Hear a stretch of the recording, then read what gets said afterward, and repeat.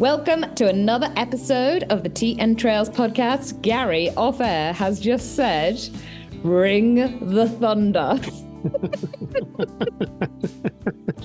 That's because I watched Ragnarok on Netflix last night. I'm all for. I love you off air. I love you off air. Yeah, I don't say that kind of stuff on it. Come on, bring the thunder. I thought you were going to do something. I thought you were going to add a little spiel. That was it. Do it. Episode 55. This week we chat with Mike Seaman ahead of the 2024 National Running Show. What a nice guy. Yeah, I really enjoyed our chat with Mike. Brew the Coaches is back, which is awesome. Tales from the Trails. We pop over to a spine race dominated Strava club. Heavy flexing galore over there. Really enjoyed that. We share our weekly deets. It's chilly at sea level. It looks super, super chilly up on them hills, Eddie. That's what they paid their £1,400 for. I don't know why they're all whining. You're getting bang for your buck. You're getting the real experience.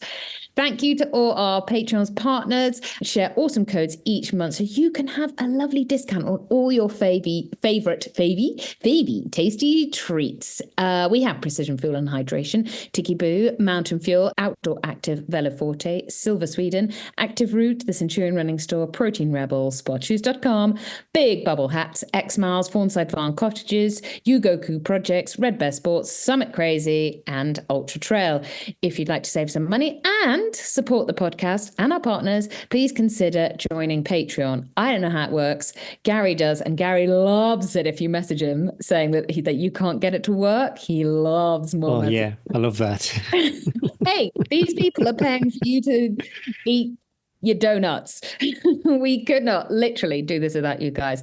Also, if you're in the market, I've seen some TN Trails buffs out on the course. Haven't seen any t-shirts. Guess people perhaps have got them underneath. It's not t-shirt weather, is it? No, that's a good. Same t-shirt weather. Pop over to Summit Crazy if you'd like to buy some TN Trails merch. Talking about Patreon partners, I saw some lovely photographs from Fawnside Farm Cottages. Winter Wonderland over in the valley, over there in the Lake District. In the valley. Cloud inversions. I've seen a cloud inversion, obviously, but only photographs. I've never been up the top of a mountain. Clouds below me. This needs to be on your 2024 bucket list. It's daily occurrence here, Gary, when you live in the valley. Yeah, we don't have those kind of... I see it sometimes. You do see it sometimes in the moors. We're down the Three Sisters of the weekend. I was fingers crossed for clouds inversions, but no. Thank you to Precision Fuel and Hydration for sponsoring this week's show. So much knowledge over at precisionhydration.com. We shout about it every week, but go over there and check out the Knowledge Hub. You might have entered a 100-miler, a multi-day event like the Dragon's Back race, or a road or trail, a marathon, and everything in between. I'm sure they will have a case study similar to your goal race. You might want to use their handy fuel and hydration planner. I wonder how many spine racers are doing case studies. I don't think it's the best race for a case study. I tried to do it when I did it with them, and it was just... When did it go to chaos? About 20 miles in. It's a sort of race where you can't eat and drink on the go. You've seen the weather. Everything will have been frozen. Food, water bottles, everything. They will not have had anything to eat or drink across. You won't be able to. You'll be like just trying to survive. So it doesn't give the best deets. Thank you so much to Precision Fuel and Hydration for being our main sponsor. And even if they weren't, we'd recommend you jump on a call with one of their sports scientists. Oh, Gary, note to self. We must get Emily booked. Patrons get 15% off, and anyone can get 15% off their first order with the code CAPSLOCK T24. Super simple, CAPSLOCK T24. I would check out though, give it a few weeks, maybe a month to just over Precision Fuel and Hydration. But yeah, check it out. It definitely just food for thought. See what other athletes were doing. What have you been up to, Eddie? Well, it's a week of two halves, really, Gary. And I saw that on the weather system. One of the things I love about living here is that, and you guys, I know you guys have got really cold weather too, but is like you plan your week according to the weather. In England, it's a pretty, I know you've got cold weather at the moment, but it's a pretty, the winter weather's pretty, what you're going to get, basically, don't you? But here, obviously, the weather it can totally change the way you live your day according to the weather. Like even like how long it takes to do the school run. Like you might need to give yourself an extra half an hour to do that mile down No. I love that. So I saw that the weather was going to be really nice for the first half of the week. Nice, as in freaking freezing. And then the last 2 days, the temperature has risen. And also we have these massive temperature differences. So the beginning of the week, it was like -10. And now it's 5 degrees. What the hell? What the hell? That is wild. And it has not stopped raining for the last 2 days. And I'm just sitting here. My phone's going ping, ping, ping, because 2 of the kids are out skiing in this horrendous weather. So I loaded the beginning of my week because I knew that running on the snow was going to be joyful. Even though it was going to be freezing, it was going to be lovely because it'd be nice and hard packed and it would be beautiful and it'd be blue skies. And then that was all going to wash away and turn to ice. This is my 9th winter here. I know my stuff now, and I was proved right. So yeah, so I did a couple of longer runs. It's amazing, Gary. The last week I did the beginning of the week on the Tuesday, I did a 90-minute run, and that was my longest run since the incident of the knee. And it was like, that felt like a long way. A week later, I did it again and I was like flying. I was like, this feels great. How? That's not fitness in a week. It just felt like the body was like finally feeling a bit better. I was remembering how to run. I felt a bit like, I've heard this from somewhere, so excuse me, whoever I've stolen it from. But when I pulled out of the Winter Downs 200, I felt really low that week after. And then I've slowly sort of picked up. But I have felt like, when I had something big to plan for and I was really looking forward to it. It went away, and then you kind of had just expected to get on with it. Nobody else cares. No one else is interested. But it's kind of lingered with me, and I imagined it a bit like someone. It's not depression, because I wouldn't put that on me, but it's a bit like there's been like, whenever I've gone running, there's been like this big black shaggy dog running next to me. And he's not like my dogs who like run around, are full of life. He's just been running next to me, like slightly annoying. And he's just been there like, and I've just been like, why are you here? What's wrong? And it's just not felt good. It's like almost a bit like, what's the point of this? I did all that training. I didn't get to do that race. And now I've got to restart again. I didn't get unfit, even though I had quite a bit of time off. I didn't really lose that much fitness or strength. I just felt a bit like, can I restart this all over again now? Where's the joy? And this dog, I felt every time I was running, I was like, I feel like there's somebody next to me or something. And so I gave it the sort of dog, I wonder what you'd use that, shapeology, to give it something that was just sort of trotting next to me. Wasn't scary, but it was just there. And so normally when I go running, they're full of joy, even when they're hard. I always feel better after them. It was so great. Yeah.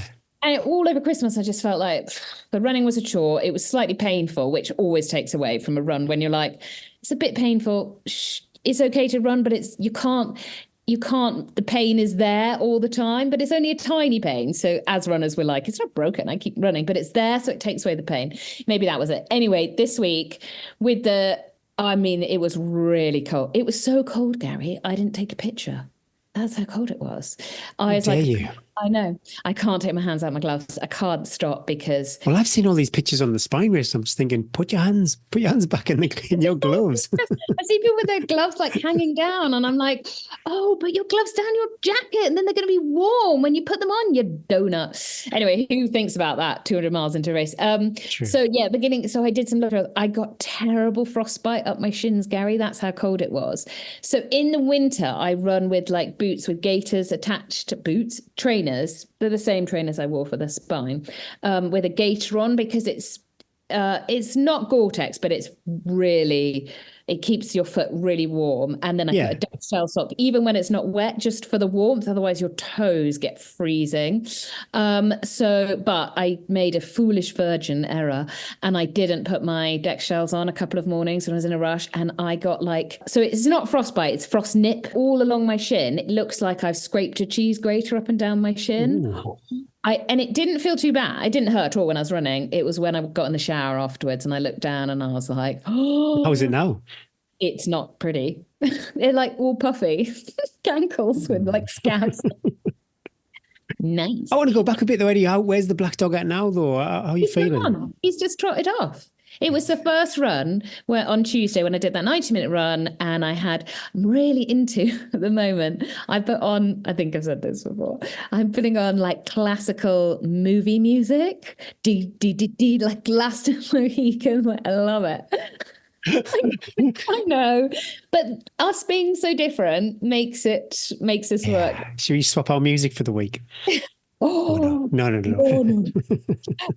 Yeah. So the beginning of the week, I was like, finally, I felt a bit like the fog. It's gone. That time, like the grieving of the race, the training period, all that, it's gone. Let's move on. I think also because now you and I and James we're going to go and recce the Northern Traverse together, and I'm really looking forward to that and like planning that. And so it feels like a fresh page has turned. But I thought I'd share that. It's kind of personal, but it's also like, I expect a lot of people feel like that, especially if races haven't gone how you planned. Like, then how do you pull yourself out of it?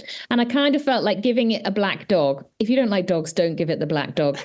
But I kind of felt... I've heard that quite often. Thank you. I know you said, I know it's not depression, but people labeling that little cloud in their life as a dog, black dog. Because I'm not feeling like... it's just felt like where normally something would give me a lot of joy, it just felt heavy and a chore. I feel I'm moving out of that now. I have done so well with my strength training, Gary. Can you tell? I can tell, yeah. My neck's a bit sore from my cable pulls because what I did yesterday, I set the weight. So I have a little app and I can put the weight, I can look back and see what weight I've done. And so and then I make a little note to myself to go, could do heavier. And then I made that note to myself the week before. Myself was feeling pretty confident because then I put it down like one peg, and then I was like, who the hell was Eddie last? I was like, the back of my neck was taking all the weight. I was like, oh. But there were really big buff guys in there, and I was like, they're going to see me move the peg. They're going to judge me, as if they cared. But every week I'm feeling, so I think I'm on my 4th week of this like 3 times. So I've upped my strength. Doubled it, basically. Wow, that's amazing. I know, Gary. 3 to 4 hours a week I'm trying to do.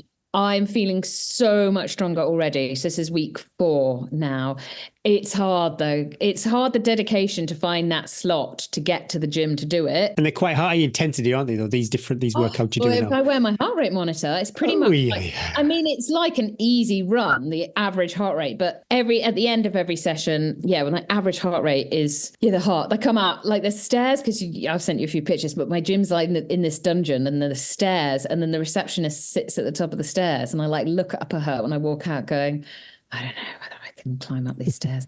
But at the top of the stairs is a cafe which sells muffins and making up those stairs. It's dangerous. I have to be like, I don't take my wallet now because I just I like to walk past. Eddie, just walk past. You do not need a muffin. Yes, you do need a muffin. I'd love a little cafe at my gym. I'd love a little protein shake at the end of my workout. But then I just spent €5 on something. I'm going to be home in 2 minutes. Yeah. Made it. Anyway, running's going well. Strength is going well. So in this gym, you can hire, where you can book bikes where you can cycle all together and do it on Zwift on a big screen. So me and my friend looked at the weather and we're like, we're not going to do a long run. It's like absolutely hooning it down, and everything is ice.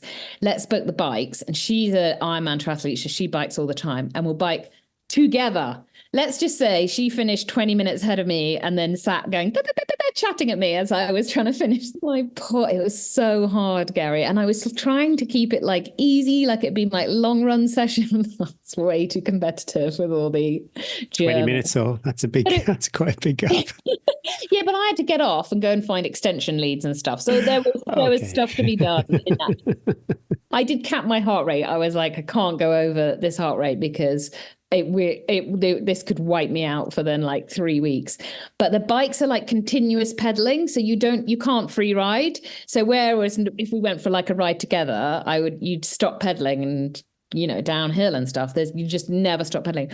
I don't know how I'm going to stand up from this chair, but it's good. I love the cross training aspect that I'm doing at the moment. I'd like to do more on skis, but the weather now is dire and the snow is all being washed away on the lower slopes. I got a bit grumpy with the kids at the weekend because they had races, they had lots of ski training, and the wet snow was lovely, but I don't have any time to go skiing, and I just drive them up and down so that they can ski and provide endless meals. Do your kids do this? Do you cook them their dinner, you give them their dinner, then they say, what's the pudding? And you're like, yogurt or fruit? We don't do dessert for our regular meals.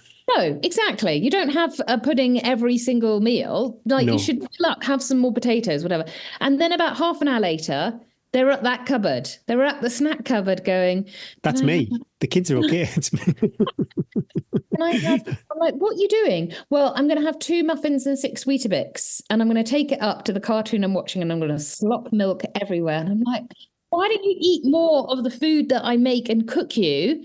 And then less snacking half an hour later. Your kids, see, my kids don't burn the amount of calories yours and do. Then I'm like, you have skied Evie on a Wednesday. She ice skates for 2 hours in the morning. Then she does an hour worth of gym work. And then she skis for 3 hours in the afternoon. So when she's like, can I have this chocolate bar? I'm like, you can have the packet.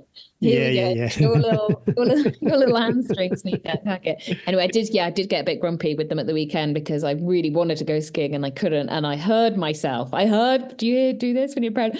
Heard myself going, well, I would have liked to have gone skiing, but I spent our whole weekend driving up and down in the car. Did you hear that? Did you hear that, kids? And they were like, yeah, we heard you the first time you said it.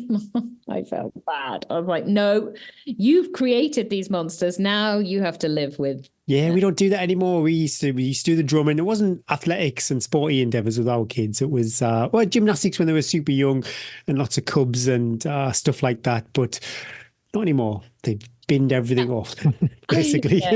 I have to, exactly. So I have to make the most of it now while they still will do. I think they'll always, their genetics are driven to do all this sporty stuff. But so I was like, do not complain now, Eddie. You're the one that's got them into all this sport. Now you can't whine. Your time has flown, Eddie. You've got to just suck it up and be in that taxi now. Training, building back up, feeling happy, feeling good, feeling strong, really enjoying the strength work. I can feel the difference. I'm doing a lot of upper body work too, because one of the things of the spine I learned was that my arms and my wrists and everything just fell apart from all that poling, and then I couldn't eat, and then I was had 2 broken arms for weeks afterwards. So I'm really working on all that forearm strength, wrist strength as well. So and I'm feeling I feel like I've got some pecs there. It might make me look like I've got bigger boobs as well. I never feel stronger in daily life. Yeah, I see the weights going up, but I just don't feel like I don't think moving stuff around is easier. Functional strength, in daily life, when Bryn goes, get the back end of this, pick this up, I'm like, no, can't do that. I think our relationships with the strength training now, I think they've grown as this podcast has grown too, that the strength training now takes up, I would say, almost a third of my training at the moment, which I think is where it should be in the winter for me, especially with the sort of events I want to do, that the strength is so important as well. In other non-running related news, I saw that you were going to talk about traitors, so I thought I'm going to tell you about what I've been watching too. One of my 2024 New Year's resolutions was to push the boundaries of my television viewing a little bit, Gary. To watch where's this going to go? Yeah, to watch stuff a little bit more risque. Not risque.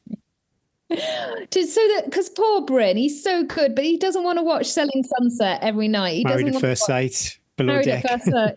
Below Deck, who will? Because he's so kind. He just goes, "I'll watch what you want to watch," but it's not brain. It's brain. You're watching that and you're thinking, my brain is dying. So I'm like, right, I can watch a little bit of people being shot and a bit of jumpy.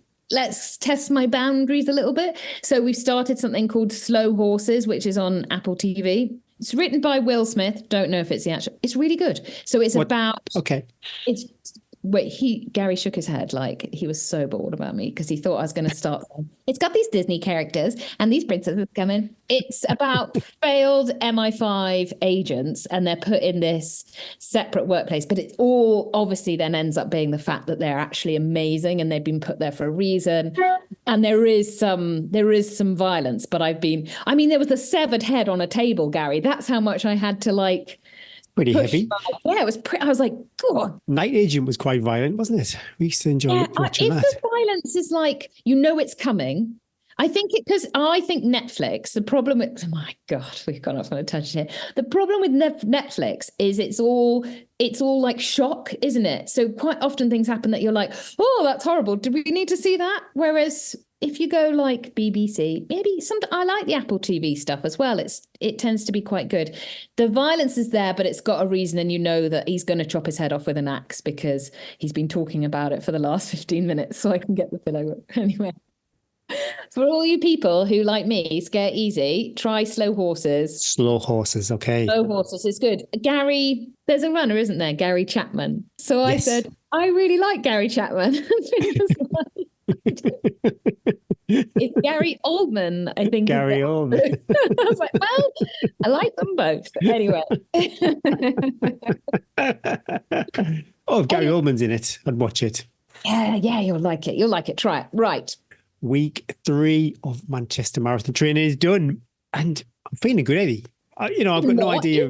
You just were whining, going, "Oh, I'm so tired. I can't." Well, yes, I am. Oh, wow, that's one thing when you're getting into the depths of marathon training, you do feel tired all the time.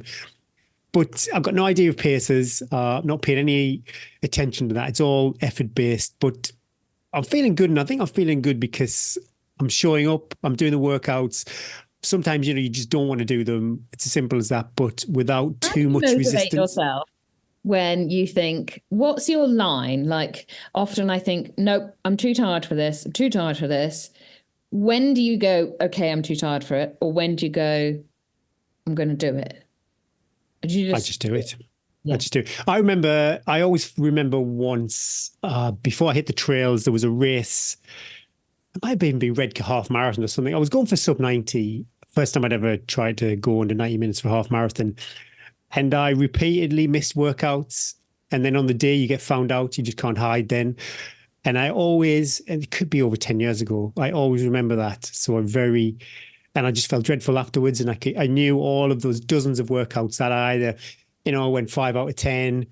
I did a run instead of the workout. I took the easy option over and over and over again. And then that compounded into it.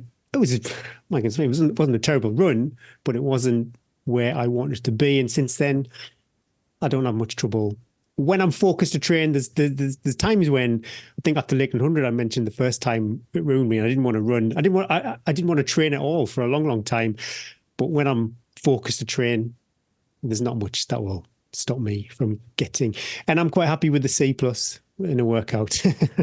Yeah, I think that's a good thing. People think, everything's got to be a 6-minute mile. This has got to be an amazing workout. But yeah. Well, I know to today's session, although that's the following week's workout, so I won't talk about that. But I was not hitting paces that I would have done 2021 when I did Valencia, if that's the right year. So I'm way off that kind of speed, but I'm okay with that. But yeah, workout wise, 4 times 8 minutes on the treadmill, 15%. That proper wiped me out. I hadn't felt, and even today I feel after my 20 on the treadmill, I feel a bit goose too. I think maybe, I don't know if it's because you're running indoors and the amount of sweat that you produce for that. The stress of it, the stress of the heat. All day after that workout, I just did not feel right. And even I had probably 2 pints of precision fuel and hydration just to get those salts back in the system. But I absolutely loved it. And this time of year, I'm really just hallelujah for those for the treadmill because I'm getting the workouts done. But the other main workout of the week was the TTT 2020, and that was nice. I really enjoy it with the group, even though the group does spread out. We do the easy and the medium 20 together. We usually pretty much all stay together for that. But for that last 20 minutes, because there's a range of abilities in the group. So yeah, we do all split up, but I think everybody puts a little bit more into it than what they normally would. And then on Saturday, so yeah, super greedy, 3 workouts that week. Years and years ago, when I first started running, it was like about 20 minutes of quality within a session. Well, these are all, you'd think 4/8 says 6, that's 32 minutes. And then 3 times 10 is 30 minutes of workout. So these are, for me, they're quite big sessions. And we talk about it Saturday. I was thinking, oh God, I just don't want to do it. And I just did it. It was quite, and And I just felt I'm in a real good place, even though it is quite unpleasant on a Saturday afternoon, going and running on your own 3 times 10 minutes. But I didn't procrastinate. I didn't procrastinate for too long. I could have easily just give it a swerve, but I thought, no, even the fact that I had 2 workouts that I was pretty happy with that week, but I just did it. And yeah, turned up, did it. I think mentally my approach to training, yeah, pretty healthy at the moment. And on Sunday, yeah, it was like a Eastern Running Club. It's a new running club, relatively new running club actually. Ooh, wow, and sometimes you lose kind of concept of time. They've probably been around for 2 years, but it feels like they've been around for 6 months. Anyway, new-ish running club. And it's wonderful because I'm not an Eastern Running Club member, but I was welcomed into the fold and we did 11 miles, about 4,000 feet of elevation on the moors. Yeah, Adam Bridges made up this route and I thought I knew the Cleveland Way and all those trails quite well. But he had me some trails and some... He had you in some places you never knew you could get to. He did, yeah, and I really loved it. It was just nice, good few hours out on the trails. Like 4,000 feet for about 11 miles. That's like Old County Tops territory. Although the climb is probably 5 minutes max. It's different kind of duration on feet. Yeah, really close. Like I'm a Sedgefield Aaron. If any Harriers are thinking, oh my goodness, Gary's going to leave Sedgefield and go to East Down Running Club. That's not the case. That's not the case. I really enjoyed it. But I did have some DOMs at the end of it. So now I'm thinking, and this is actually Trish, we've not put this episode out with the coaches, but she said, someone was talking about Lakeland 100 training and maybe once every 3 or 4 weeks hit the trails. So maybe, yeah, I don't want to completely... You were probably showing off as well with your new friends at the... Yeah, definitely showing off. So yeah, maybe I do have a little eye on the trails for a longer run, once a month or something. I don't know. But it was lovely. It was like an Eastern running club sandwich with a little run with Rex either side of it. So that was pretty nice. 2 trips to the gym, and I increased the weights too. The deadlift bar is back up to... What you had for the deadlift? 40 plus whatever the bar is. That's 20 odd on the bar, so 60 odd. Is it 25 for the bar? 25 kilos, 24 kilos? Okay. We're doing about the same. It's good, Gary. Yeah. I find with that, the biggest thing is my hands hurt so much. Yes. Well, I have my murderer gloves on. Yeah, me too. But even that, my fingers start like a murderer. They start loosening the grip as the last. I'm like, well, because of that, I started doing farmer carries too. We've got one of those farmer carry machines where because my little wrists and hands and forearms must be super weak because, yeah, like you say, I struggle to keep hold of the weight. So yeah, the farmer, but wow. So I do 3 minutes, 1 minute on, 1 minute off of the farmer carries and lifting, I think it's 15 kilos. And it's a slight incline on this. It's like a conveyor belt, really. And yeah, that is super, super, super tough. So yeah, nice to increase the weights. All of the weights on the bench press, the shoulder press, the calves, everything is increasing. But you and I, we're going to be like, would you be able to carry all the packs and everything? Deadlift. James has never done a squat in his life. But yeah, I enjoyed it. Just nice to be increasing the weight. But yeah, a bit disappointed I had DOMs. I thought I'll be okay. Oh, but that's normal. You haven't run downhill for a while. You wouldn't have it again if you did it again. Don't panic, my friend. Yeah, but I think I need to be going to the lakes once a week, or even the moors. It's a bit closer for us. So yeah, 75 miles, 10,000 feet-ish, a little bit under elevation. Nothing sexy, just keep showing up. Early nights, lots of food, and repeat. How good does it feel when you have an early night, when you get your evening chores done and you're like, watched your episode of Traitors and you're like in bed and it's 9:30 and you're like, this. Yeah, if I'm brushing my teeth at 9:15, it's like and I get down, I snuggle under, open up my Kindle, and Bryn goes, so should we talk about the so-and-so? And I'm like, no talking. I have started to read as well. I've got a book that I'm reading at night.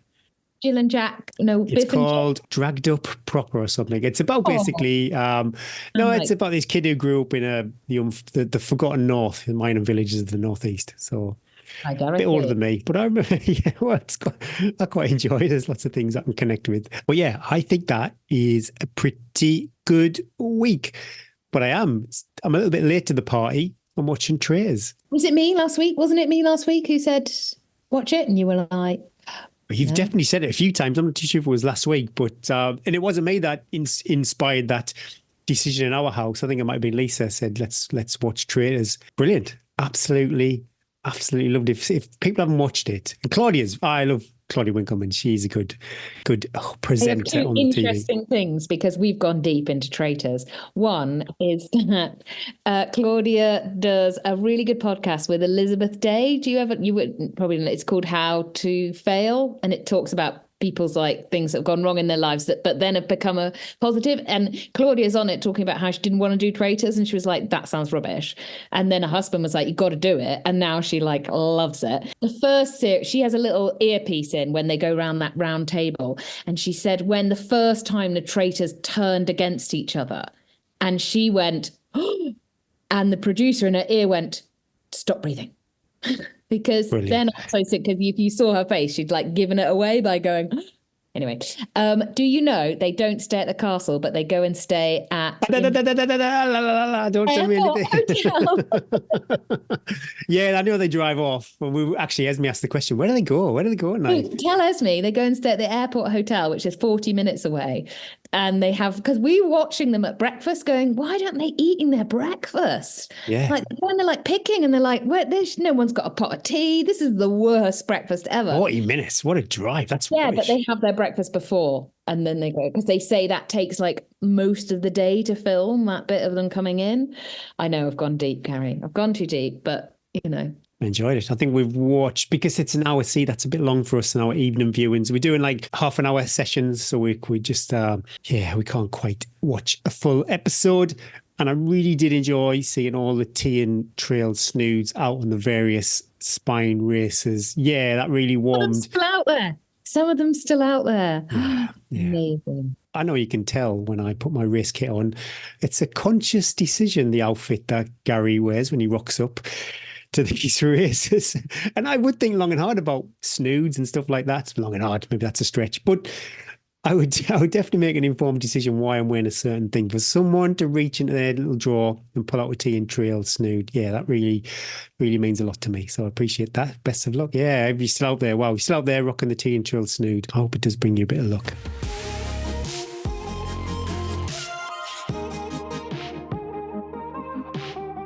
Our first question comes from Ian Watson.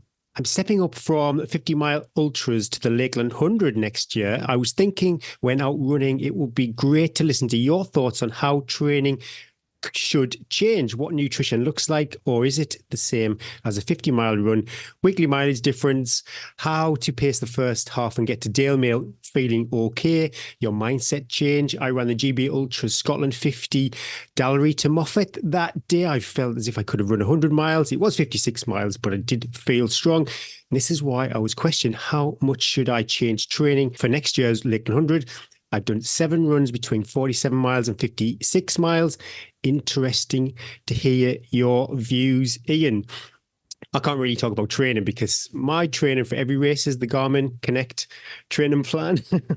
That's pretty much what that's my standard. But I would say pacing wise, actually, Neil McNichol, who's been on the podcast, he has done the Lakeland 50 and the Lakeland 100. So talking about pacing, I looked at Neil's times, 8 hours and 3 minutes to win the Lakeland 50, 21 hours and 51 minutes to come second Lakeland 100. So he's at the sharp end, and I don't imagine he had a particularly terrible second half of the Lakeland 100, but that's a 6-hour difference in just doubling the time. So you really, slow that pace down. But yeah, that's just my observations on Neil McNichol's time. Yeah, Russell, super curious. Hear your thoughts on this. Yeah, it's a funny thing that you mentioned where it is, what's the word? It's exponential, the speed drop off. Yes. So it's double the distance, but the cost and the metabolism and the downshift in everything just seems to be so much more for 100 miles. Yeah, obviously going through a night, everything becomes a battle of the will and the belly, really, I would say, is the main two things. A nutrition game and a mental game, just moving through the night and just being able to eat and consume calories enough to keep you going for that amount of time. It's something that you need to train. You might not be getting that training if you're just doing 50-mile stuff. So yeah, I would say looking at longer runs, practicing that stuff, maybe moving through the night in your runs and learning different foods that you can absorb, building that palate and that vocabulary to extend to things that you might not often. You can get through a 50-miler on gels if you have to. You're not going to do that on a 100-miler. You're going to need to get substantial savory foods in you. So it's things like that really would be my advice. In terms of the training, it's difficult to say because I'm not sure how much mileage you're doing in a week at the moment, but it's usually a bit more. It's normally a good rule of thumb is if you want to run 100 miles in a race, I would normally recommend that you're doing that amount in a week. But not many people can do that. So that's me.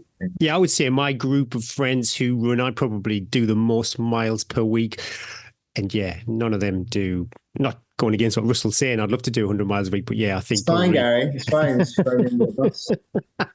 No, I think my range, and these are all like 100 finishers. I think you're probably looking at somewhere between 40 to 60 miles they are consistently doing weekly. So it is a big, it depends what your goals are. If you're racing or you want to complete, there's two different things. Trish, what do you reckon? Yeah, I would say nutrition-wise, the key thing for a 100-miler is you've got to get some solid food in at some point. And I would have it, I would kind of practice in my plan if you haven't done that before. So what that might look like might be, for example, going out and doing, a part of the Lakeland 100 course and then having some solid food and then going back out and doing, it doesn't have to be that much, maybe go and do another hour or something like that. But that will give you an indication of how your body copes and feels after you're going to take some food in and whether or not you're going to want that food as well. Like Russell said, you could potentially risk 50-miler on gels and, just like go food. You won't get through Lakeland 100 without some that kind of solid food. Like unless there's always exceptions to the rule, but the vast majority of people will need some solid fuel at some point.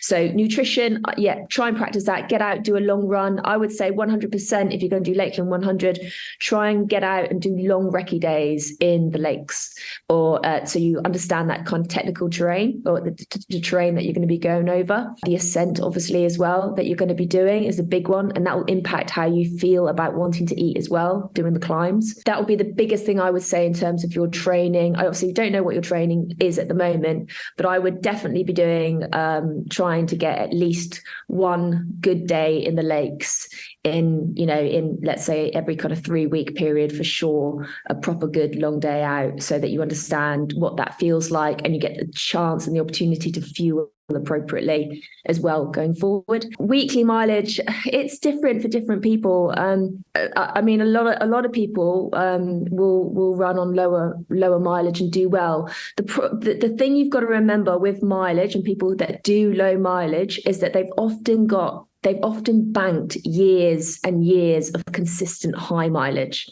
So that's the key thing. You see on Instagram all the time now, like people smashing out whatever, and I only ran to school this week or whatever. You've got to be consistent. And that's the number one thing. Consistent with the training, consistent with the type of specific training that you're doing for the event.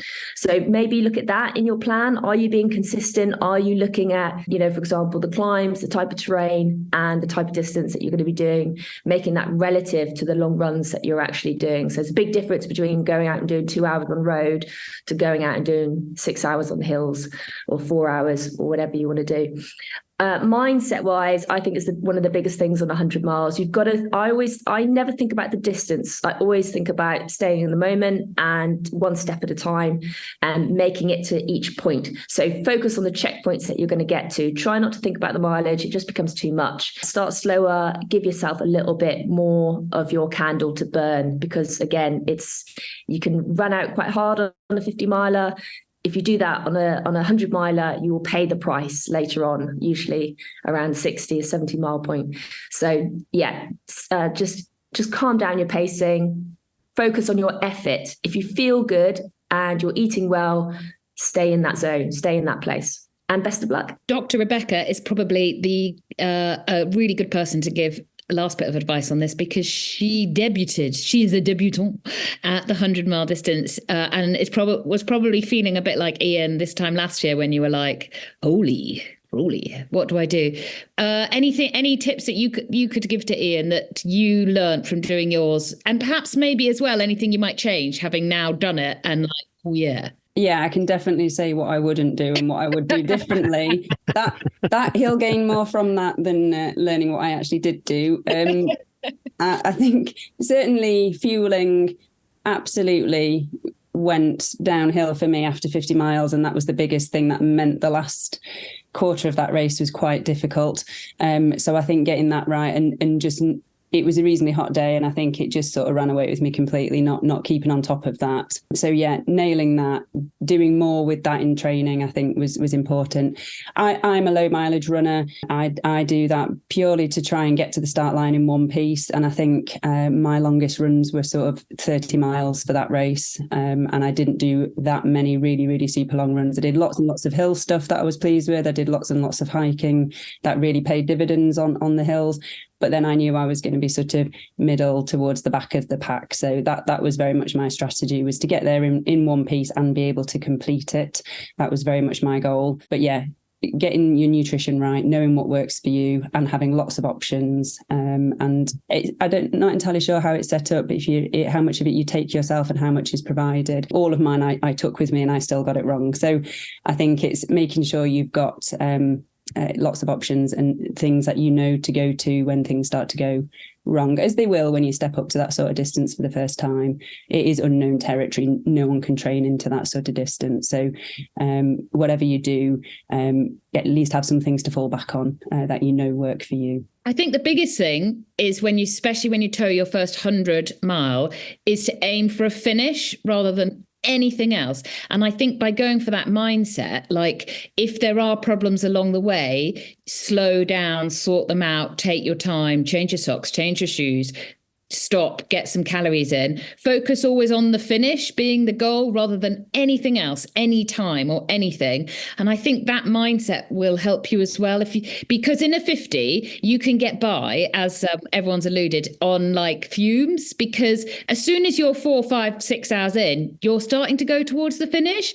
In 100, when you're 4, 5, 6 hours in, you're just warming up. You're just jogging around the opening laps. And if something goes wrong there, you've still got a long way to go. So I think just by focusing on the finish and always taking care of your future self is the best way. And knowing that those problems will arise, keeping a cool, calm head. Nutrition is a minefield, and heat, cold, everything will play battles with you. But I think by spending time on the course, like Rebecca said, and having lots of options, and perhaps if you have got the opportunity to, if you're doing Lakeland 100, no crew, is it? But spending time at those checkpoints and thinking about your drop bag at Dalmain and having things in there, high calorie things that if things have gone wrong, you can sit and have one of those 1,000 calories, lovely boil in a bag meals. Ian, good luck. Keep us posted. Let us know. Hopefully see you there, Ian.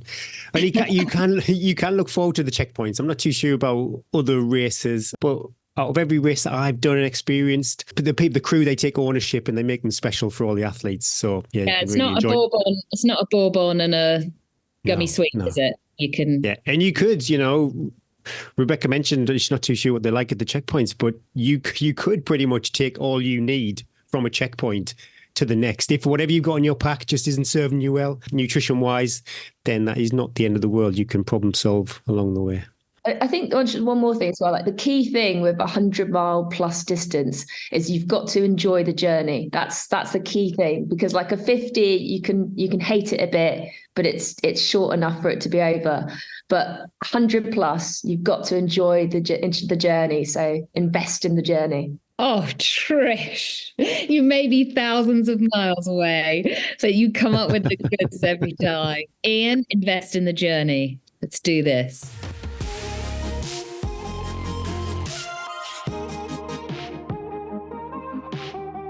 got a bit of feedback. We should ask for this more often. Hi, Eddie and Gary. The coaches gave me some advice on cramping, and I thought I'd give some feedback after making suggested changes. I have taken what they said on board, and I've continued my weights, been committed to 2 sessions per week, plus running long runs at above goal pace. Admittedly, the race was a flat marathon along a canal towpath, but I'm glad to say with the work done and paying strict attention to fueling, there were no cramps. The second half was tough with slippery mud and slight headwind. However, I'm happy to say I came about close to beating my marathon PR set at London 16 years ago. Wow. Feel inspired to have another go later this year at a marathon without mud. Thanks again for feedback. Sometimes hearing the truth can be tough, but it made a difference here, James. Oof. Rolling back the years, James. Well done. 16 years. What I love, James, as well, is that you've listened. And no doubt we gave you some home truths. You've taken it on board. You've made the changes. You've stuck to it. It's worked. You've shown yourself what you can do. Definitely go back and have another crack at something else, another marathon, whatever you feel inspired to do. But, well, kudos to you for things not going right, reaching out for help, making the changes and seeing it through. Patrons, if you have any questions, pop them over hello@tmtrails.com. This week, we have a great chat with Mike Seaman, the head of the National Running Show. I imagine when this show goes out, Eddie, he is full of stress. I wonder even now, because the running show is... He is a stressful guy. He seems pretty cool to me. I know it's quite established, the running show, but I wonder if he does think, how many people are going to be? You know, when he turns up on Saturday morning, is there going to be a big queue around the block, or is there going to be nobody there? I had a really good time having a conversation with Mike. Yeah, I hope you enjoy our chat with Mike Seaman.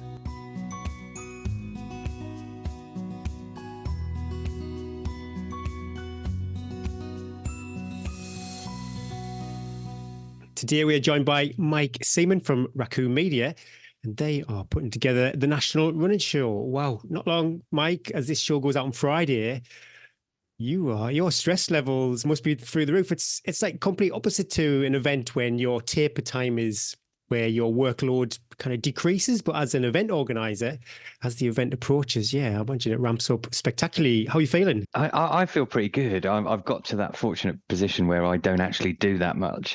But the guys in the office are fueled by caffeine and optimism. But yeah, it's looking really good. It's going to be our biggest show yet. So yeah, it's exciting times. Before we get into all the running show deets, where are you? What's the view from your window, and have you been for a run today? So I am in the office in Guildford in Surrey. I haven't been yet, but as soon as this podcast ends, I'm going. But I'm doing Run Every Day January at the moment. So yeah, it's trying to keep going with it. Is that a cumulative one, or is that just a everyday 5K? It's a really nice one. It's kind of, so Hannah Beecham, who set it up, we worked with her quite early in the running show, and it's all for mental health charities.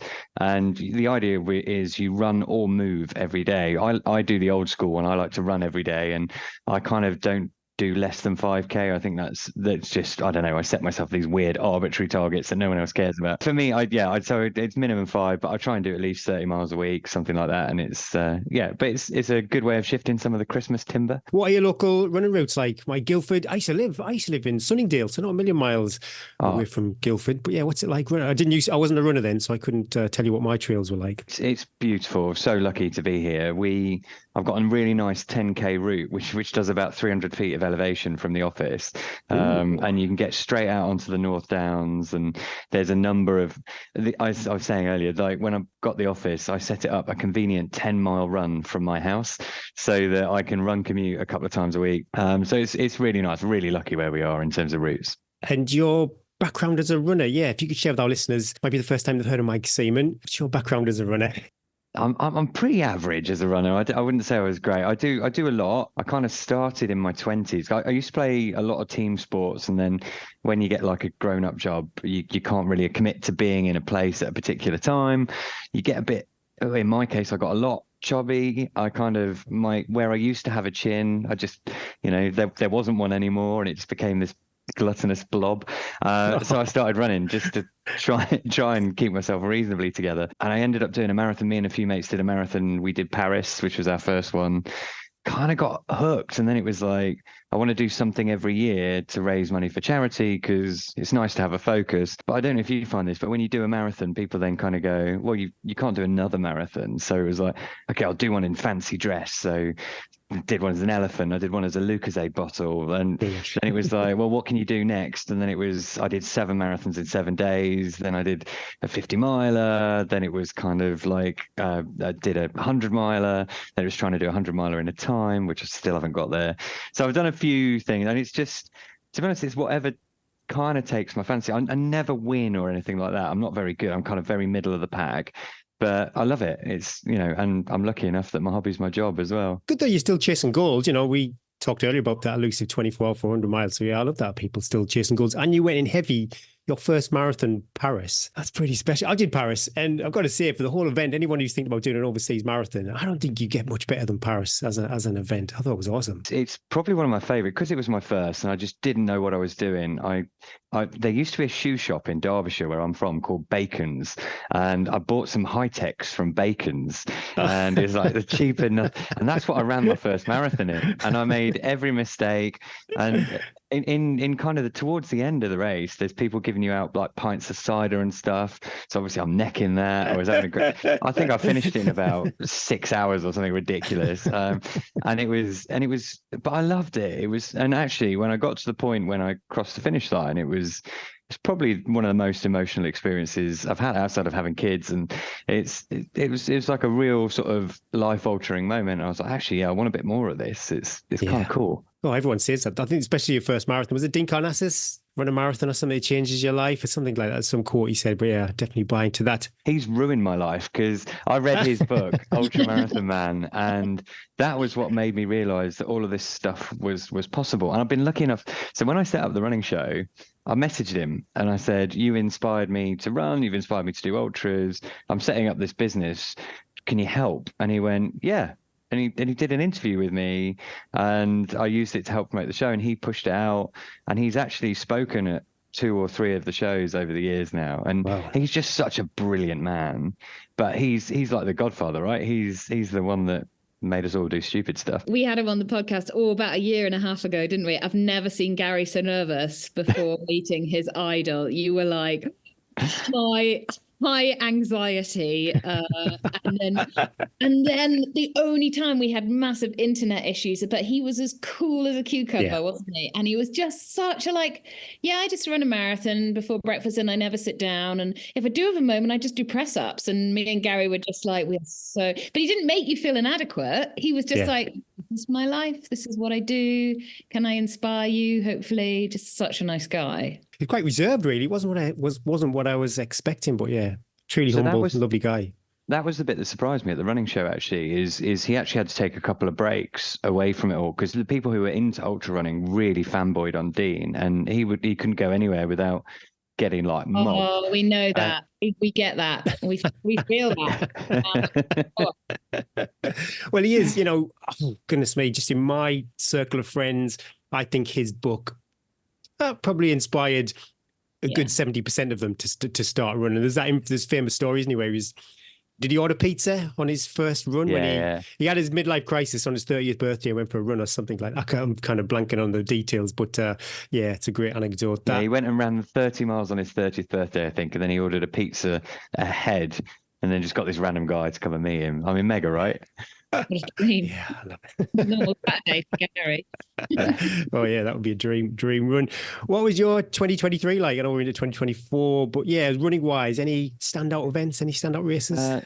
So I did the Daytona 100, which is that was really cool. I've got one of my friends, Susie, she's a proper badass ultra runner. Yeah. Yeah, she's Peloton instructor and like a proper ultra runner, not like me. And she's like, let's go and do this. And I was like, yeah, cool. And that was it was really hot but brilliant. So that's kind of starts at Daytona Beach and starts at Jacksonville Beach and finishes at Daytona Beach. You just kind of run south and keep the sea on your left. It was weird because it's kind of quite roady as an ultra, and I just it's very monotonous and repetitive, but the trees after a while I kind of hallucinated a giant flamingo where the palm trees were, and I was just running along and I was like, hi mate, how you doing? I was like giving him a cheery wave, and I was like, oh, that's not real. And then it's like, just keep going. But that was a very good race, actually. I really enjoyed that, because the Americans, they do it. It was very enthusiastic. There's lots of cheering. The cars are wicked. The crew are right by you quite a lot of the time. So that was really fun. And I actually had a really good, because I did 4 ultra marathons in 4 days. I did this thing with a lady called Susie Shaw. Do you remember a band called Hearsay?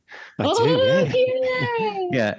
So Susie's wicked, and she used to live like a real high life, and now she sort of speaks at the running show, and she's kind of an influencer in health and fitness, and she's very passionate about mental health. So in the UK, 1 in 4 people have a diagnosed mental health issue. So we had this idea that we were going to do 4 ultramarathons in 4 days, and you'd roll a 4-sided dice.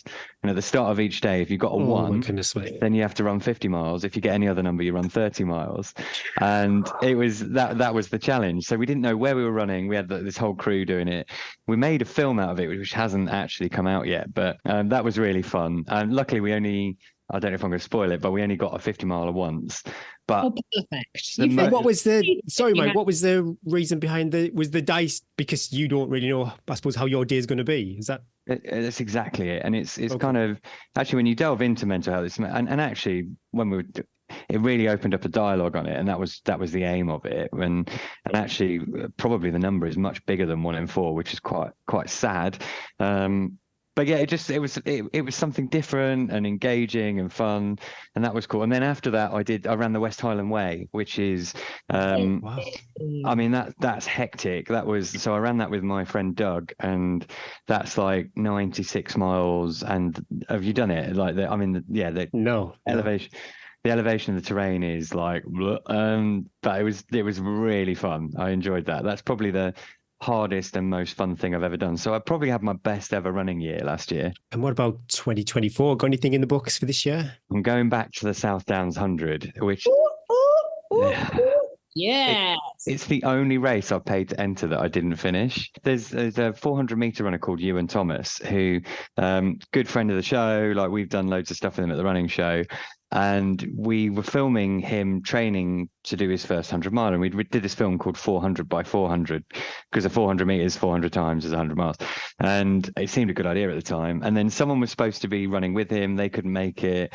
And so in the lead up to it, someone said, well, why don't you help him run it? And I was like, sure, I'll help him. I'm pretty good at running, like massively arrogant.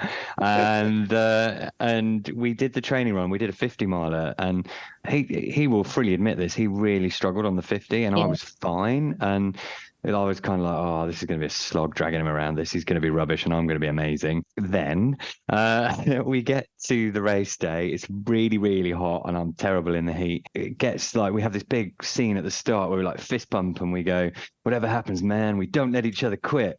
And then they cut to the next scene in the film, and it's me going, that's about it for me. I think I'm about done. And oh man, it was awful. I was literally lay at the side of the trail in the shadow of a hedge, trying to like cool down because my core temperature got so high. And a dog came up and started licking salt off me. And I was like, why am I doing this? And then Ewan, I mean, this is the difference between Olympic mindset and us sort of regular people. He had no right to finish that race, and he finished it. And he was at one point, I think he was 12 minutes away from the cutoff. And by the time he finished, he was about an hour away from the cutoff. So he actually caught up time in the last 20 miles when most people don't. And you just see the difference between those guys and the likes of me, who he was incredible that day. I was not. So we're going back again. Mistakes learned, put some of the lessons learned into practice. Yeah, and I think I don't know. Yeah, I like doing stuff that I don't know if I can finish, and I like doing stuff that scares me a bit, and that's kind of the bug for me. So yeah, I'm super excited to go back and have another crack at it, and we'll see what happens. Part of the new international trail series now too, so there's going to be a big field. It's a June race, and it's Centurion Running that do it, and their races are mega. And James Elson, like, I mean, he knows what he's doing. He's a proper runner. So yeah, I'm excited for it. Hopefully I don't crash and burn again, but if I do, I'll just do it again. We talked before we started recording that, well, we decided we were new best friends because you'd never listened to the podcast and we'd never been to the National Running Show. It's just like we're just finding out. It's like first dates. Yeah. First dates when you're like, so what do you do for a living? Tell us a little bit. People loose end maybe this weekend. Maybe they live around Birmingham. Tell us a little bit about National Running Show. What is it? What can people expect? If I were to go back to what I wanted it to be, it always felt weird to me that the only stuff that existed for runners were like marathon expos, and they kind of happen the week before a race, and then there's loads of people trying to sell you stuff, and I was kind of like, that's not clever. Like, you shouldn't really buy new trainers or kit, or more importantly nutrition, and try it on the race day. So I was like, why don't you do one at the start of the year? And that was the idea. I work for an exhibition business. I've been doing exhibitions all my life, and I was like, screw it, I'm going to quit my safe corporate job and do this because it sounds way more fun. So I did that. It sort of somehow seemed to work. And the premise was that actually you don't just concentrate on marathon runners, because a sort of small niche within the running community. So it's supposed to be for anyone from starting out and doing your first run right the way through to a seasoned ultra runner or a club runner. And the vertical is running. So it doesn't matter. You don't have to be one of these people who looks good in Lycra. You could be someone who just, looks like me in Lycra, which is, some kind of a rubbish sausage. You don't even need to wear Lycra. I doubt there's much Lycra at the running show now. There isn't. It's trails these days. No one cares. So, but the idea is it's inspiration, kit, tech, nutrition advice, and races. So anything that you need to help you achieve your running goals. So we've got like a big expo with loads of cool brands in it, and anything that you would expect to find in like the coolest running shop ever, but then all the stuff that you wouldn't. And I think that's quite interesting. So you get, because we have about 350 stands there now, because it's turned into a proper show, despite it coming from me, because I was probably the problem. But it's an amazing event now, and there's loads of stuff you can buy. But then there'll be all these little widgets and gizmos and sort of new nutrition ideas and sort of new tech things that are coming through that you never thought that you needed. But actually, they're kind of small businesses, and you can help give them a leg up. But you can also discover their stuff, because they'll never make it into a high street retailer without stuff like this happening. So there's that side, and then there's a really good content program. So I'll give you some of the brands. I don't know if this helps, but I can talk about some of the brands that are exhibiting. So you've got like Mizuno, Adidas, 2XU, Solomon, Ron Hill, ASICS. We've got an American show, and I keep switching between Adidas and Adidas. It's like, I didn't know that you said them differently. I just thought it was like say it differently. You do, and you can guarantee whichever country I'm speaking to, I will say it the wrong way. Me too. Or I'd say it with a really offensive accent.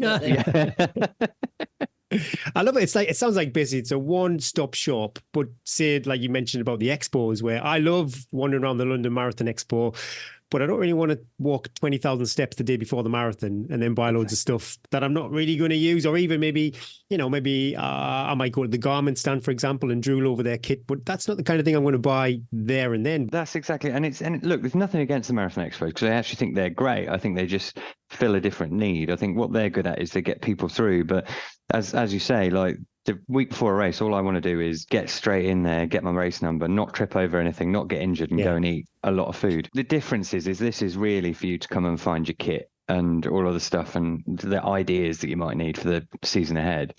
And we have loads of races, so loads of ideas for you to pick out. We have like a specific race hub, which is sponsored by a company called Race Nation, but they basically have all the different races that you might think about, and then all the ones that you've never heard of that you go, oh, that sounds cool.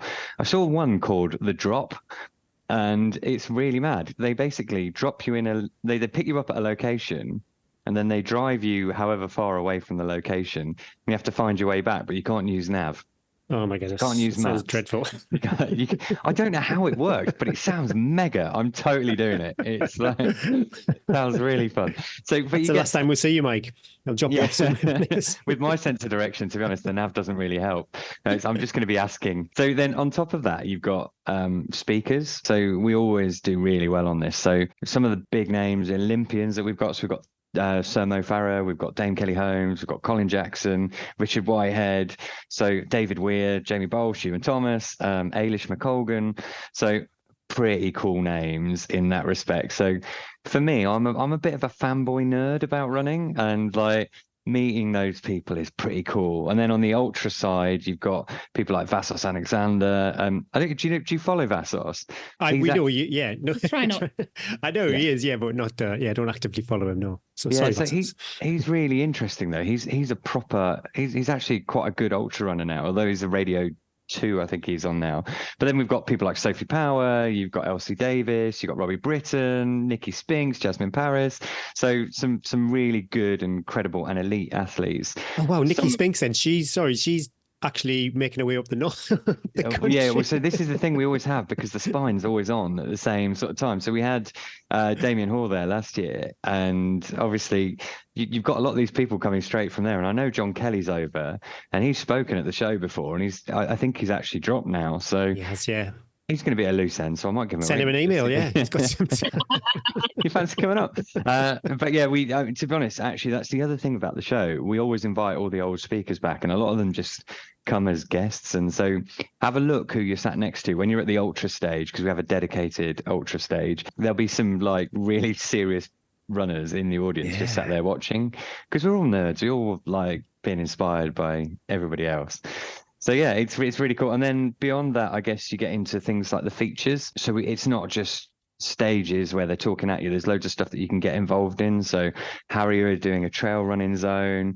We've got this thing with a company called GiveStar, and they're like a fundraising platform that you can turn your app into like a POS machine and collect money from it. But they're doing like an obstacle course, and if you pay £5, which goes to the Birmingham Children's Hospital, you can race on this obstacle course, and there's different times, and it's whoever sets the fastest time wins a load of prizes. Susie Chan and Ewan Thomas are our two hosts. You've got to be either a team Susie or a team Ewan to see which one you like the best, and then we're gonna have a competition so you can raise the most money. Susie and Ewan are really good friends, so they don't mind this, and it'll be quite funny. We've got kids area. We've got Steve Cram does a training camp live at the show. It's actually really interactive and instructive. Trying to think of a bra fitting bar. So it's way more than just a sort of sit down and listen to stuff. There's loads of stuff you can get involved in. We have a travelator. Yes, it's very topical with gladiators on the go at the moment. So the sort of the track that flips up like that, and then you have to run up it as fast as you can. So that'll be quite fun. Did you think when you watched Gladiators on Saturday that Travelator was going a little bit slower than back in our day? They slowed it down. They slowed it down. Yeah, for the second guy, they definitely slowed it down. And I've experienced this because we've had the Travelator before at one of our events, and I definitely was sped up for, which is so someone somewhere was having a if there is a video out there where Ewan Thomas was like filming it and commentating, saying some very unpleasant things about me as I'm trying to run up this thing, falling over, and I think I fell over 3 times whilst running on it, and still made it to the top somehow, although my knees were shredded and I was all over the place. But it is good fun. I mean, there's loads of fun things like that to do. How have you seen it go, and how long have you been doing this? So the first one was 2018. So it's still relatively new, especially when you factor in COVID, where we lost a year. The first one, I think we had about 100 stands, and it was tiny, and it was because it was just me and 2 of my mates in a posh shed at the end of my garden. We called it the Shoffice, and it was. Yeah, it's mad now. I mean, we've launched a company off the back of it. There's like we do events, anything about health and wellness now. We've got like 12 events and 40 people work here now. It's like, so in a short space of time, it's grown really fast, but the running show has really led the way. And I think actually, if we go back to what that first show was now, it was pretty rubbish compared to now. Oh, no. It was a starting. I think last year was the first year it actually ever got to the point where I was like, I'm really proud of that now. It's everything that I'd had in my head. And as Natalie, who's the MD of our UK business now, reminds me, it's the first year that I wasn't involved in the day-to-day running of the show. So it turns out I was the problem, and actually hiring some good people and getting them to do it is the way forward. But no, it is. I mean, it's I'm a running fan, and I love this show because I love the idea of it. But it brings the whole running community together. It's got a really friendly vibe, and the speakers are really awesome. Runners are genuinely quite cool. The speakers actually don't just come take their fee and leave. They kind of stick around, and they get really into it, and they're really happy to share tips and advice. And I just don't think you get that in many other sectors. And for me, it will always be the greatest exhibition I've ever been to, because it's an exhibition about running. I imagine it's super hard for you, though, as the kind of organizer or the lead, to be ever satisfied with it. Yeah, I mean, I think I'm relentlessly improvement focused, and I think there's the first thing I do is write the list of all the things that I think went wrong, and I just try. That's what I do for Gary every podcast as well. It's a long list. It's yeah, and then you try and then you've got to try and think, how do I feed this back nicely, rather than going, that was rubbish, that was rubbish, that was rubbish. And I think that's important, though. I think you do that. I mean, I do that in every aspect of life. It's like every run I do, I'm never happy with it. Exactly. It's just a runner's mindset, isn't it? Even an easy hour, you're like, yeah, and you get back and you go, I don't feel as tired as I should feel. I obviously didn't give it as much as I should have, or I went too fast. That was meant to be easy, and I'm really tired. Yeah, why am I struggling? Yeah, I don't know where it comes from, but in a way, I think actually it's probably quite a good thing across the company. I think most people in the company have got that mindset as well, which is runners. Not when they start, but they all are. So Natalie's a great example. I mean, I've worked with her before at a number of other companies, and when she came to work with us here, she's like, I'll do it, but I'm not fucking running. I'm sorry, excuse me. You have to bleep that out. But it's and she ran her first marathon. Throwing her under a bus there. She's like, but she ran her first marathon the year before last, and like because if you're surrounded by runners and you get inspired by it, and actually you see the benefits of it, both mental and physical, and you can't not get involved. So pretty much everybody here does some form of running, and we often run at lunchtime as a group, so it's really nice. An organised run over the weekend? Yeah, so there's a 5K run on the morning of the second day, so on the Sunday morning. It's a limited spaces available, so if you're interested, have a look at the website and you can sign up. It's quite hard to find decent longer runs around the NEC, if I'm honest, so this is kind of all the stuff to get you inspired for your run. There is the first year, because you can get the Grand Union Canal, which goes pretty much up in the general direction. I thought it'd be a great idea to announce the show the week before, to run from the Olympic Park to the NEC over a few days with like some of the speakers. Now in my head, this is going to be a great PR thing. It's going to be brilliant. Everyone's going to go behind it. We injured, I think, half of the speakers because it was freezing, and it was like, and everyone it was just, and no one cared. It was like no one noticed about it. So it was just like such a stupid idea.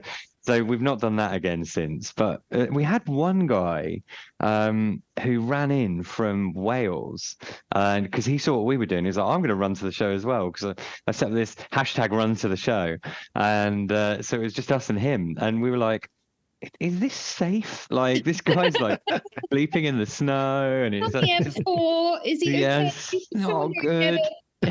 Here's your ticket.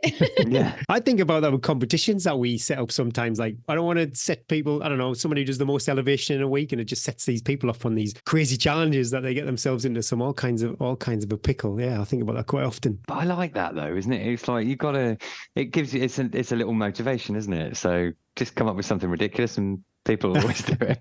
I love it. Have you noticed over the last 5-6 years that you've been doing the running show, the move from marathon road running to the growth in popularity of trail running, and that almost, I'm hoping the answer is yes, taking over the running show as being the most popular sphere of running now? I don't think it's taken over yet, but it has definitely moved in that direction.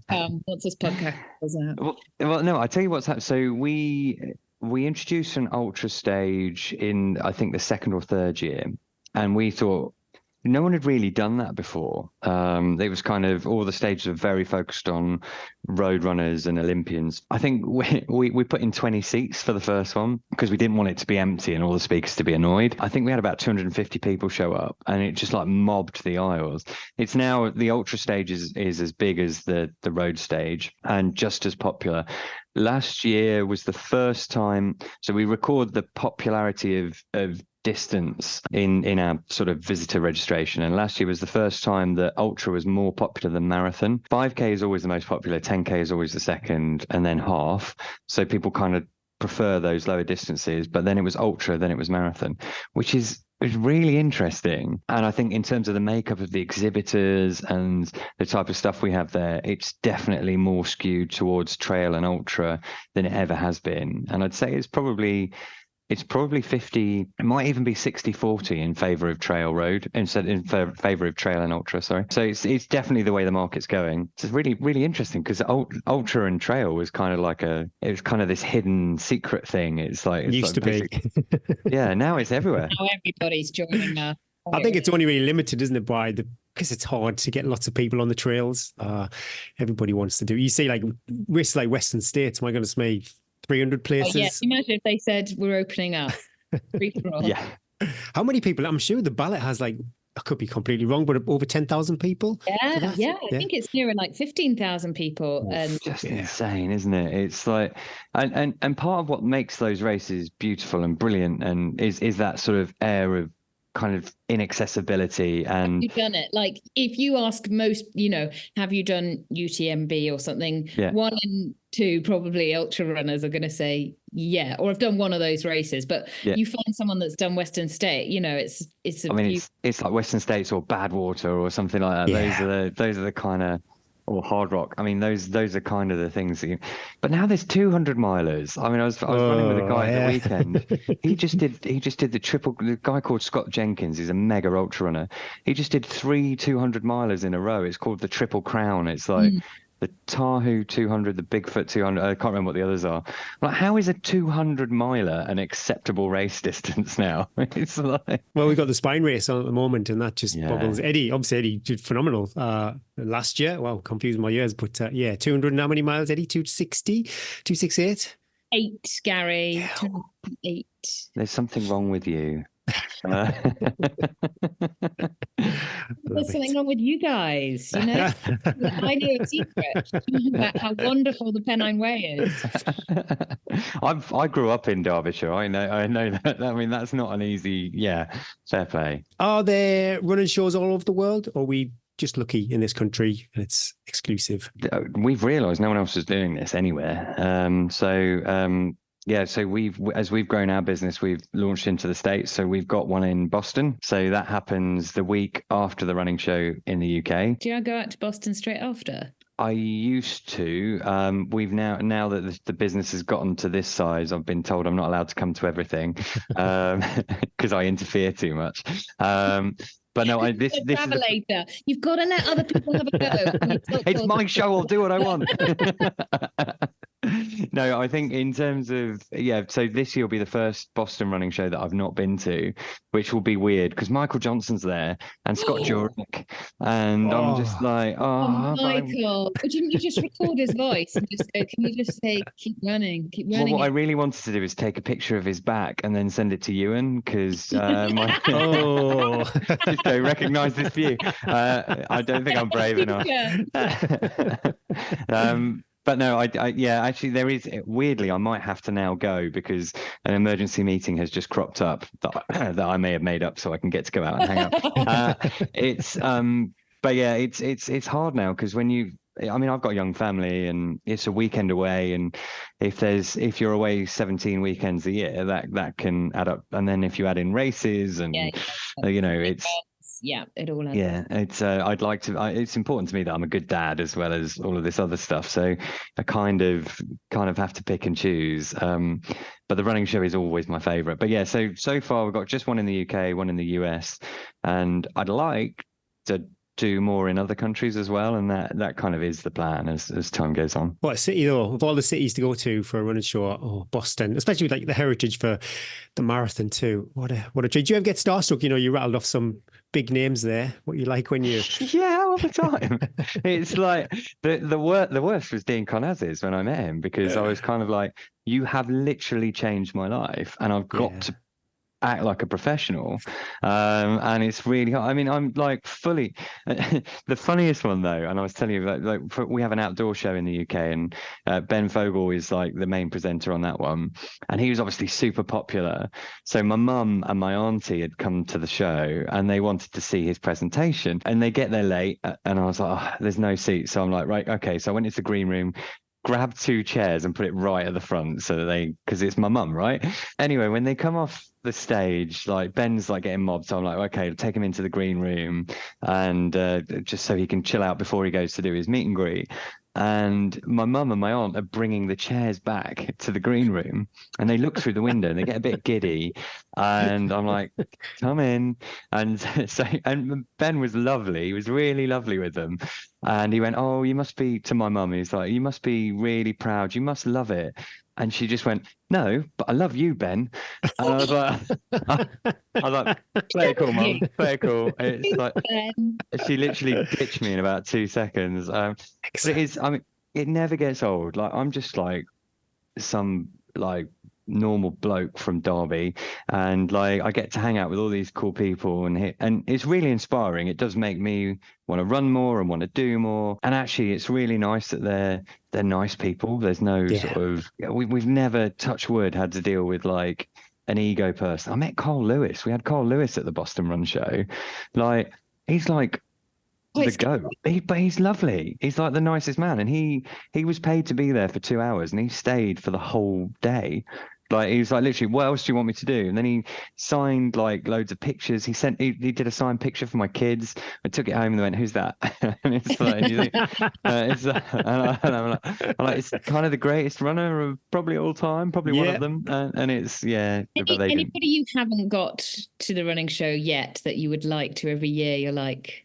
Who haven't we got? Do you know what? I think we're doing pretty... I'd like to bring some of the US talent over to the UK. I'd love to get Usain Bolt, but the cost of that is just, at the moment, it's out of reach. So we can't make that happen. I'd like to get Kipchoge over. I think I've seen him speak at a Nike event in London, and he's just so nice. And anything he says is like, you don't waste words, and what you say is so wise. Yeah. And I think, he's very wide and very inspiring. I'm trying to think who else we would get. Yeah, I think that's probably, there's definitely some more ultra runners that we could get in, but it's just, again, peeling them away at the right time. But we've been really lucky. I mean, we've had some big names over the years.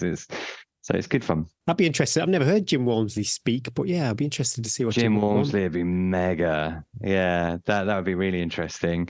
And it's you've got to get them at the time when they feel comfortable, and you've got to get people who are comfortable speaking as well. I mean, Killian would be amazing. I'd love to. We have finding guests every week that are comfortable to share. It's because you have to make a relationship with somebody, or we have to do it over Zoom and get them to talk to you as if you've known each other for years, and have a comfortable conversation and make them feel relaxed. And it's not easy. So in a show as well, in front of a crowd, that can be quite intimidating, because a lot of ultra runners are introverted by nature, and actually sticking them on a crowd in front of people, there's a bit of a duty of care for us. So we kind of try, and if they are nervous, we make sure that they've got like somebody who they know who can interview them sort of sensitively, and put their mind at ease, because it's stressful. Is that typical of the format though? Would be like that's my dream. If we ever got an invite, Mike, Eddie would be on stage. Couldn't get me off. Gary would be like, Eddie, stop, edit this out. I'm up for it. We'll block out an afternoon. It's like really want just my own stage. But is that the format? Would it be like a Q&A, or does the speaker just kind of riff? I think often it's Q&A, because I think it's more interesting for a viewer. I think if someone gets up and presents, it can become it's quite didactic, isn't it? It's quite like, it's not a great way to consume information, and actually a lot of the Q&A with the audience is where you get the really interesting stuff, because people ask quite specific questions that can often lead you down like a massive tangent. So yeah, it's really interesting. Our patrons get an option to ask questions to our guests, and they ask questions that Eddie and I would never think of. It's brilliant. I dread to think what some of the questions are.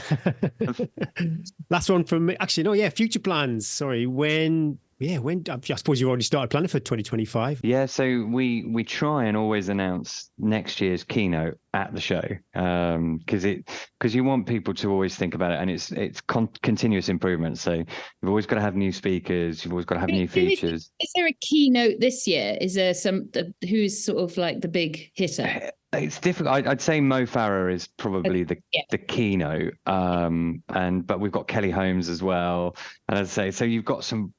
And Ailish McColgan, who is probably, certainly in terms of Olympians, they tend to be the ones where, we really invest. So we'll announce we've got a really big name for next year, which I'm properly excited about. I can't tell you yet, but that should come out on the Sunday, and we immediately flip the show to the following year. So, but then we're launching more shows. We want to go and do more events internationally and sort of just grow the company. I think for us, it's kind of a challenge, because we have a real sort of, we're very sustainably driven as a business. We really want to focus on our environmental impact, but doing shows internationally obviously comes with the cost. And I want to make sure that as we launch stuff, we do it and we deliver it in a way where we're continuously reviewing and monitoring what that impact is and bringing it down. I think these shows are needed, and they do need to happen. I think we've just got to be careful about how much time we spend traveling to execute them. So probably developing local teams, I think, is the future for us, I think, to make it happen. I'm always driven by my belly. I'm not a vegan or vegetarian, but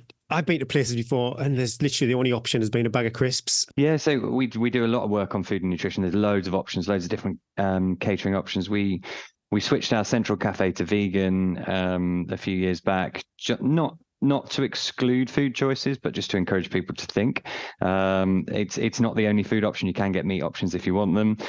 There is plenty for people with intolerances, allergies, and food options. And there's probably about 25 different catering outlets within easy walk. So don't worry, there's loads to eat. And there's also loads of amazing flapjacks and brownies, because if you're into the ultra scene, that's kind of how a lot of us function. You could just graze all the nutrition stands, couldn't you? Just move around.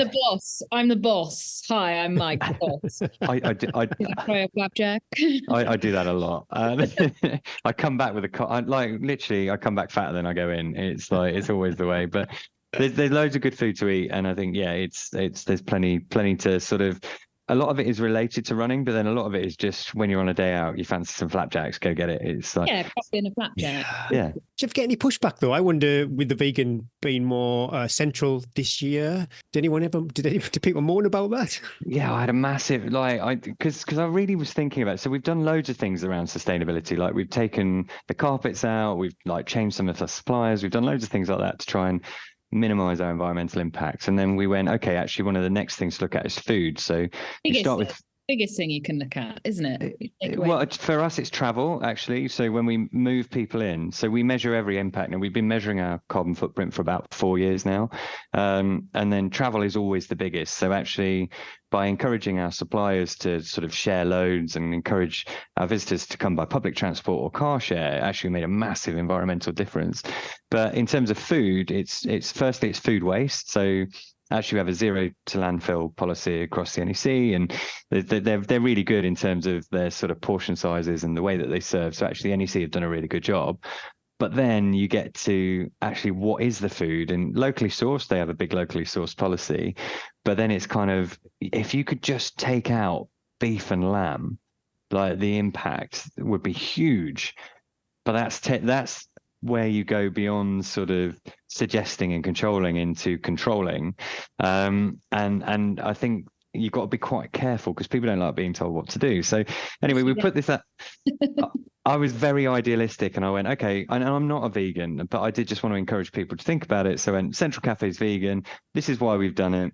There's other cafes over here that have different options, etc. I thought it was really well worded.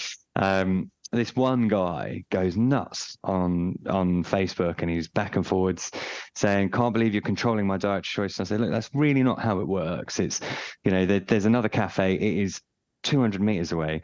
You're at a running show, mate. If you can't do 200 meters," and I was really trying to be nice, and I was like, "Look, I'll tell you what I'll do. I'll meet you at the Central Cafe, and I will walk with you to the other cafe, and I'll buy you lunch." Just because I wanted to, I wanted to do the right. And he went, "Oh, I'm not coming." I'm going to start writing in angry emails, Mike. I'll get a free lunch out of it. But he wrote back and he said he wasn't coming to the show, and I was like, "Why do you care?" And I think that's the danger of social media, right? Because often you can give weight to stuff, and it's actually not real. But actually, on the day, no problems at all. Everybody loved it. The food was actually really good, and as I said, there would meet opportunities elsewhere as well.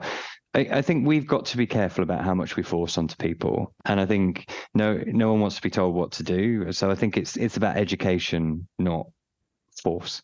So as a meat eater, I did Dragon's Back race completely vegan, I think, and yeah, I didn't feel like I missed out on anything all week long.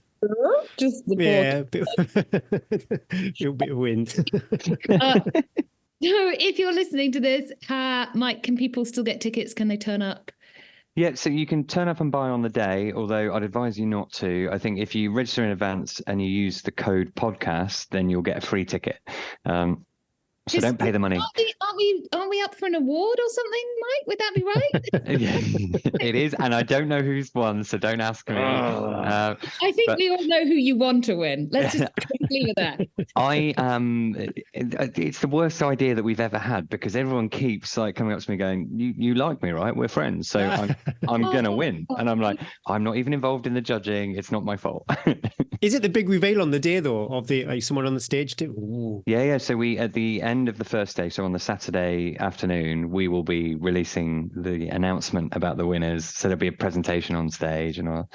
So cross your fingers that you get it. It's dream big, Eddie. Dream big, Eddie. I can still make it if I leave now. Do it. Come on over. We'll block 3 hours out on the stage so you can carry on your talk. 3 hours.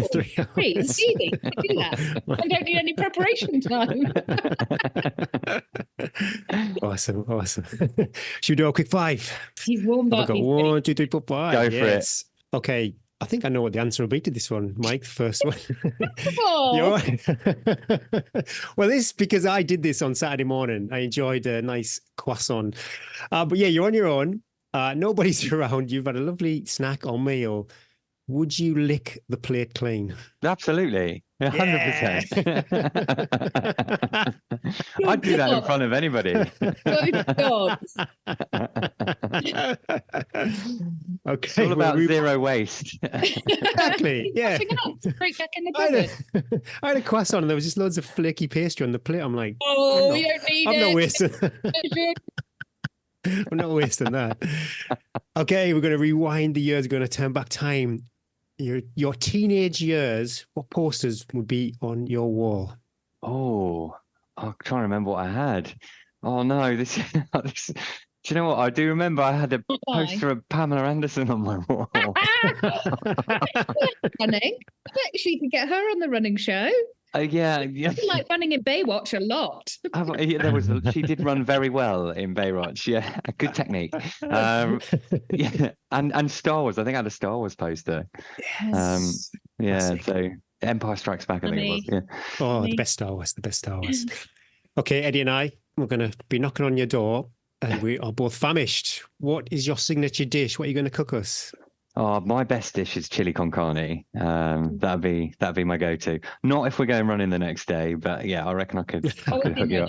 We just chill it the next day. We're watching reruns of Baywatch. We're happy. What you're dreaming of, actually, at the end of an ultra, you've ran for 100 miles. What you're visualizing? Pizza and beer, always. It's burgers and beer for me, but yeah, pizza's a close second. Okay, wow, you must have your hand well and truly in the cookie jar of all the races out there, Mike. But yeah, bucket list race, what would you do? You didn't have to do any ballots all over the world. You could offset the carbon footprint. Do that anyway, probably. It just goes, "Hi, I'm Mike. I run." And they go, "Who?" You might know me from. They go, "Never heard of you." Marathon de Sable. I kind of really want to do it because I'm really bad in the heat. Okay. So I want to do a race in the desert. Terrible. Awesome. I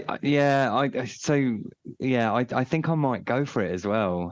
But it's very expensive, isn't it? And it's That's why I went no way, because I was like, oh, it's just so expensive, isn't it, for a really bad holiday in sand. yeah, but I just do you know what it is? My friend You've got Susie. to do it. Well, my friend Susie, she's done it 4 times, and she's Oh, wow. like, do you want to come? I think she's got a big birthday coming up, and she's like, we'll maybe do a trip. Do you fancy it? And I'm like, no, but yes, but no.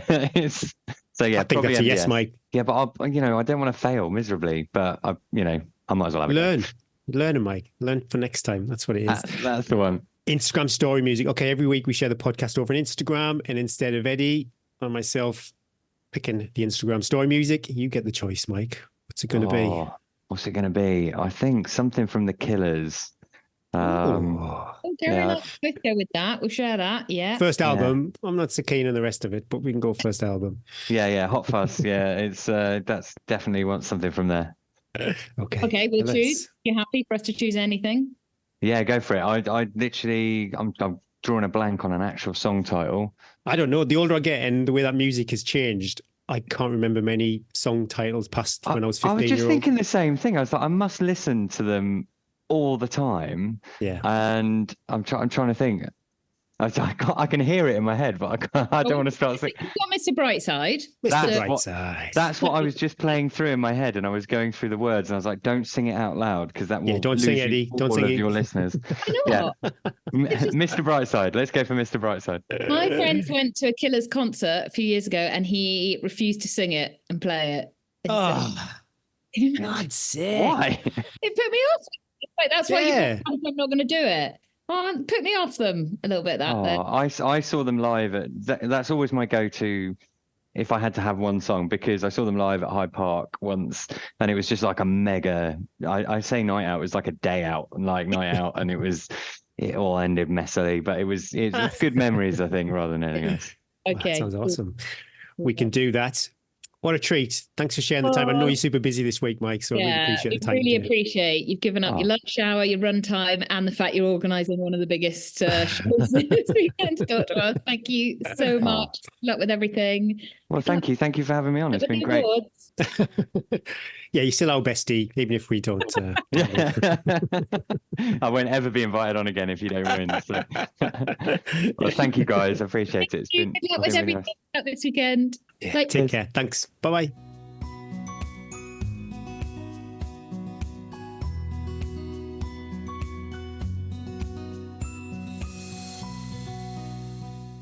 Good luck to everybody, or speakers, event. What is it called when you have a stall? Event stand? Exhibit. If you're exhibiting yourself at the National Running Show, hope you all have a blast. If you're on the fence, got a bit of free time, think you might want to go, you can use the code all caps lock podcast to get a free entry. A lot of our partners have stands there too, so go and say hi, thanks so much for your discount code. Wear your tea and trails buff. I mean, it can all be there. I wonder if you're going to win. Super curious, Eddie. What about that? Super curious. One thing, my biggest. I'll take it easy. I'll take it whatever. I won't have a comment about it. I will just the best podcast. Let's just stick it at that. If we biggest don't win, takeaway though. Again. Never mentioned. And Mike, this show will be cut. Mike can. Yeah. Biggest takeaway, Eddie. I don't think you would lick your plate clean. No. Oh. I'm a filthy hoe bag in many ways, Gary. There are many things I do that are disgraceful, but licking a plate, no. I just. Would you tell your kids off if you came down and then? Oh, yes, I mean that would be. I'm sure I've seen it. Those 3 little rats are disgusting. Oh, it's a little treat, that. Little bit of juice out of the pie or something. A little bit of juice out the pie juice. Strava heavy flex. This this is from last week? Because isn't this a bit of unfair, these stats, because there's people still out there? Yes, but this is just what the Strava gave me. I'm recording. I was just thinking, because I know like Lucy Gossage loves Strava. Everything goes on Strava. She's going to be raging that she's not topping the leaderboard this week. I'm not too sure because obviously, well, James Noble topped the charts for mileage. James unfortunately DNF'd with a metatarsal issue, I think, at 194 miles, 194.8 miles. So that is why he's made it onto this week's. Yes. Okay. I suppose Damo and Jack Scott and all the other finishers would have too. So anyway, this is Strava's deets. Like when I check here, this is the Strava leaderboard. But yeah, well done, James. I don't think it's much consolation that you had to pull out. Oh, I think it'll be like, this will make up for the whole thing. All that planning, all that training, topping the Strava leaderboard. It'll be fine. I'm going to read a few more from each of these because these are some serious mileage there. Nick Stevenson, he was on the Challenger South, 192.9 miles there. Whoosh. Lucy Pringle, 60 hours, 30 minutes and 40 seconds. Challenger South. Nick Stevenson again, 50 hours, 5 minutes and 20 seconds. And Richard Bulmer, 54, 47, 55. Oh my goodness me, that's some serious time on feet and elevation. Yes, no surprise. James Noble's 29,616 feet. Nick Stevenson been on the top three for each of those stats there. 27,529 feet. And Richard Bulmer again, 26,919 feet. That is some heavy, heavy flexing. Well done, everybody. You might be still out there braving the conditions.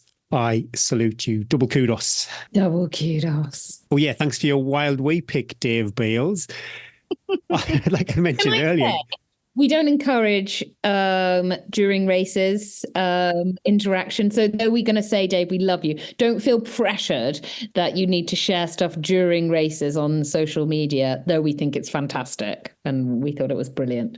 Something like the spine there, you're going to get your phone out quite a bit to say, well, if you and me get them out and go, where the hell am I? I do find it fascinating, people's approaches to racing. I've got a friend who's WhatsApped me when he's been in the middle of a race before, and I just would not get my phone out. I think if you did the spine, you would, because I think you need a little touch of reality, a little check-in. Like in that length of race, you might just need Lisa just to go. I don't think Jack Scott's doing selfies. Oh, you put yourself up there with Jack. I went big, didn't I? Hi, Eddie and Gary. Hope all is well. I've been listening to the podcast for 6 months or so now, and I've been converted from a complete podcast newbie to a regular devotee. I really enjoy listening to all your weekly happenings, kids, dogs, and domestic chaos, as well as the training schedules. The guests are always so interesting, and Brew with the coaches invariably gives me something new to think about with my own athletes I coach. I thought I'd share a recent adventure, some would say misadventure, I had with my long-suffering training partner, Mike. We've been running together on and off for perhaps 6 or 7 years, both beginning as road runners. Mike has steadily cruised through all of my road PBs, and I've completely transitioned into a trail and fell runner. But for a long time, I retained the marathon trophy. I couldn't have been prouder last year when he finally smashed through the 3:15 barrier with a superb 3:09 run at Boston. Mike has also made an impressive transition to the trails. Spookily last year, we ran different 100k races, Lakes Traverse for me and Lakeland Trails for him, with a time within 30 seconds of each other. We're regularly to be found pushing each other to great efforts, and our joint attempt at the Grand Tour of Skiddaw last August was enough for a third place team. We're both in for the Lakeland 100 this year, and I'm trying to persuade him that all county tops is a good idea. That is a very good idea. Get entered, Mike. That is such a good race. I moved back home to the South Lakes from London in 2021, so we haven't been able to spend as much time out together as we'd like in the past few years. But Mike and his wife, Angela, also a great runner, and my best friend, make regular trips north and also love the lakes. Over New Year, we wanted to get out for a decent run. With the weather being completely terrible, we decided a lollipop route from Seathwaite, some time on the Lakeland 100 course, then some Burkett bagging, my choice, around Green Crag. We drove up to Seathwaite. I parked up and started changing my shoes. From the back of the van came the sound of Mike laughing.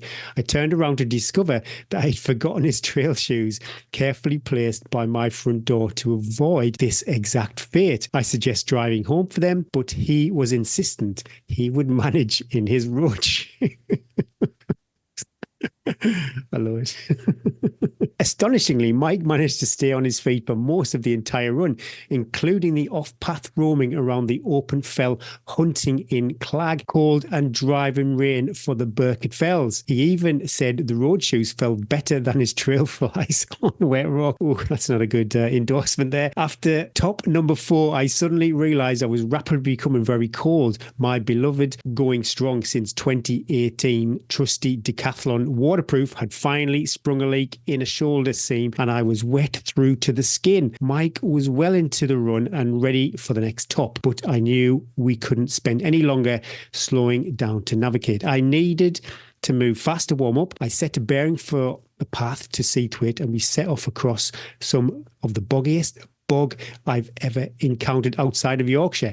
In the process of negotiating this, both my shoelaces came undone. I haven't forgotten my gaiters. I have Raynaud's syndrome, so there was no question of being able to take off my gloves and retie them. So I ran the final 5 miles without bothering. Oh, goodness, I feel your pain. Yeah. Wow, Raynaud's. We made a sorry pair, staggering back and collapsing into the pub. One of us in road shoes and the other one in constant danger of falling over their own undone fell shoes. Mike finally came a cropper on a steep grass descent very close to the end of the run, but thankfully didn't do any damage and showed seriously impressive movement skills to do everything he did in the road shoes. Driving home, I commented that I felt so refreshed and relaxed. It amazes me how quickly extreme type 2 fun turns into happy memories. Although I've told this story in jest, it would be remiss to leave out that I certainly felt we were only one mishap away from serious incident, which is often the way it goes in the mountains. One problem can be dealt with, but major incidents can happen when problems start to stack up. Wishing everyone a happy and safe 2024 on the trails and hopefully see lots of folk in Coniston in July. Jenny Bushell. May I suggest perhaps elastic laces if you do get Raynaud's syndrome and you're running in the winter? Then they will never. Idea. Undone. Yes, it's a good idea. My kids prefer running in road shoes on trails because they like the sliding. They like to feel. So I reckon Mike's probably a bit like that. He's nimble. He's like a sort of 9-year-old boy, nimble and quick, fast-footed. He likes to feel the ground. You can get away with it, can't you, a little bit? But yeah, if it's boggy. It's the grass. It's the grass, isn't it? That sliding grass. Thanks, Jenny. Yeah, we love reading out your tales from the trails. So if you have a story that needs sharing, then email it into hello@teaandtrails.com. I don't always reply, Eddie. Bad email etiquette of me. I think people get it, though. You know, there's got to be. But they do go in the pile. If I haven't replied, doesn't mean that you've been given the cold shoulder. He doesn't reply to me, so that's. But yeah, thanks. Yeah, keep sending them in. We love reading out your tales from the trails. My favourite podcast for long runs, car journeys, or a cheeky work tea break. Ooh. My long runs now feel like I'm running with 2 friends who also give some fabulous ultra running advice and also English TV advice now. We seem to be... Do you think it's because it's winter and it's dark, the evenings are drawing in? After moving to Australia 2.5 years ago, I was missing my trail running friends and now look forward to listening to some familiar accents as a fellow northerner as they chat about all things trail, particularly when hearing races I've done mentioned. Thank you, Gary and Eddie, for this amazing community you've built and keep up the good work. Lollipop 211 via Apple Podcasts. Oh, love it. Keep those 5-star reviews coming in, people. We love reading them out. Don't be shy. You can be truthful. Thank you, Lollipop. Gary takes criticism really well. Should we do that? Should have a little TV advice section, and we could also share what section. We could share what we ate last night. Is that too much oversharing?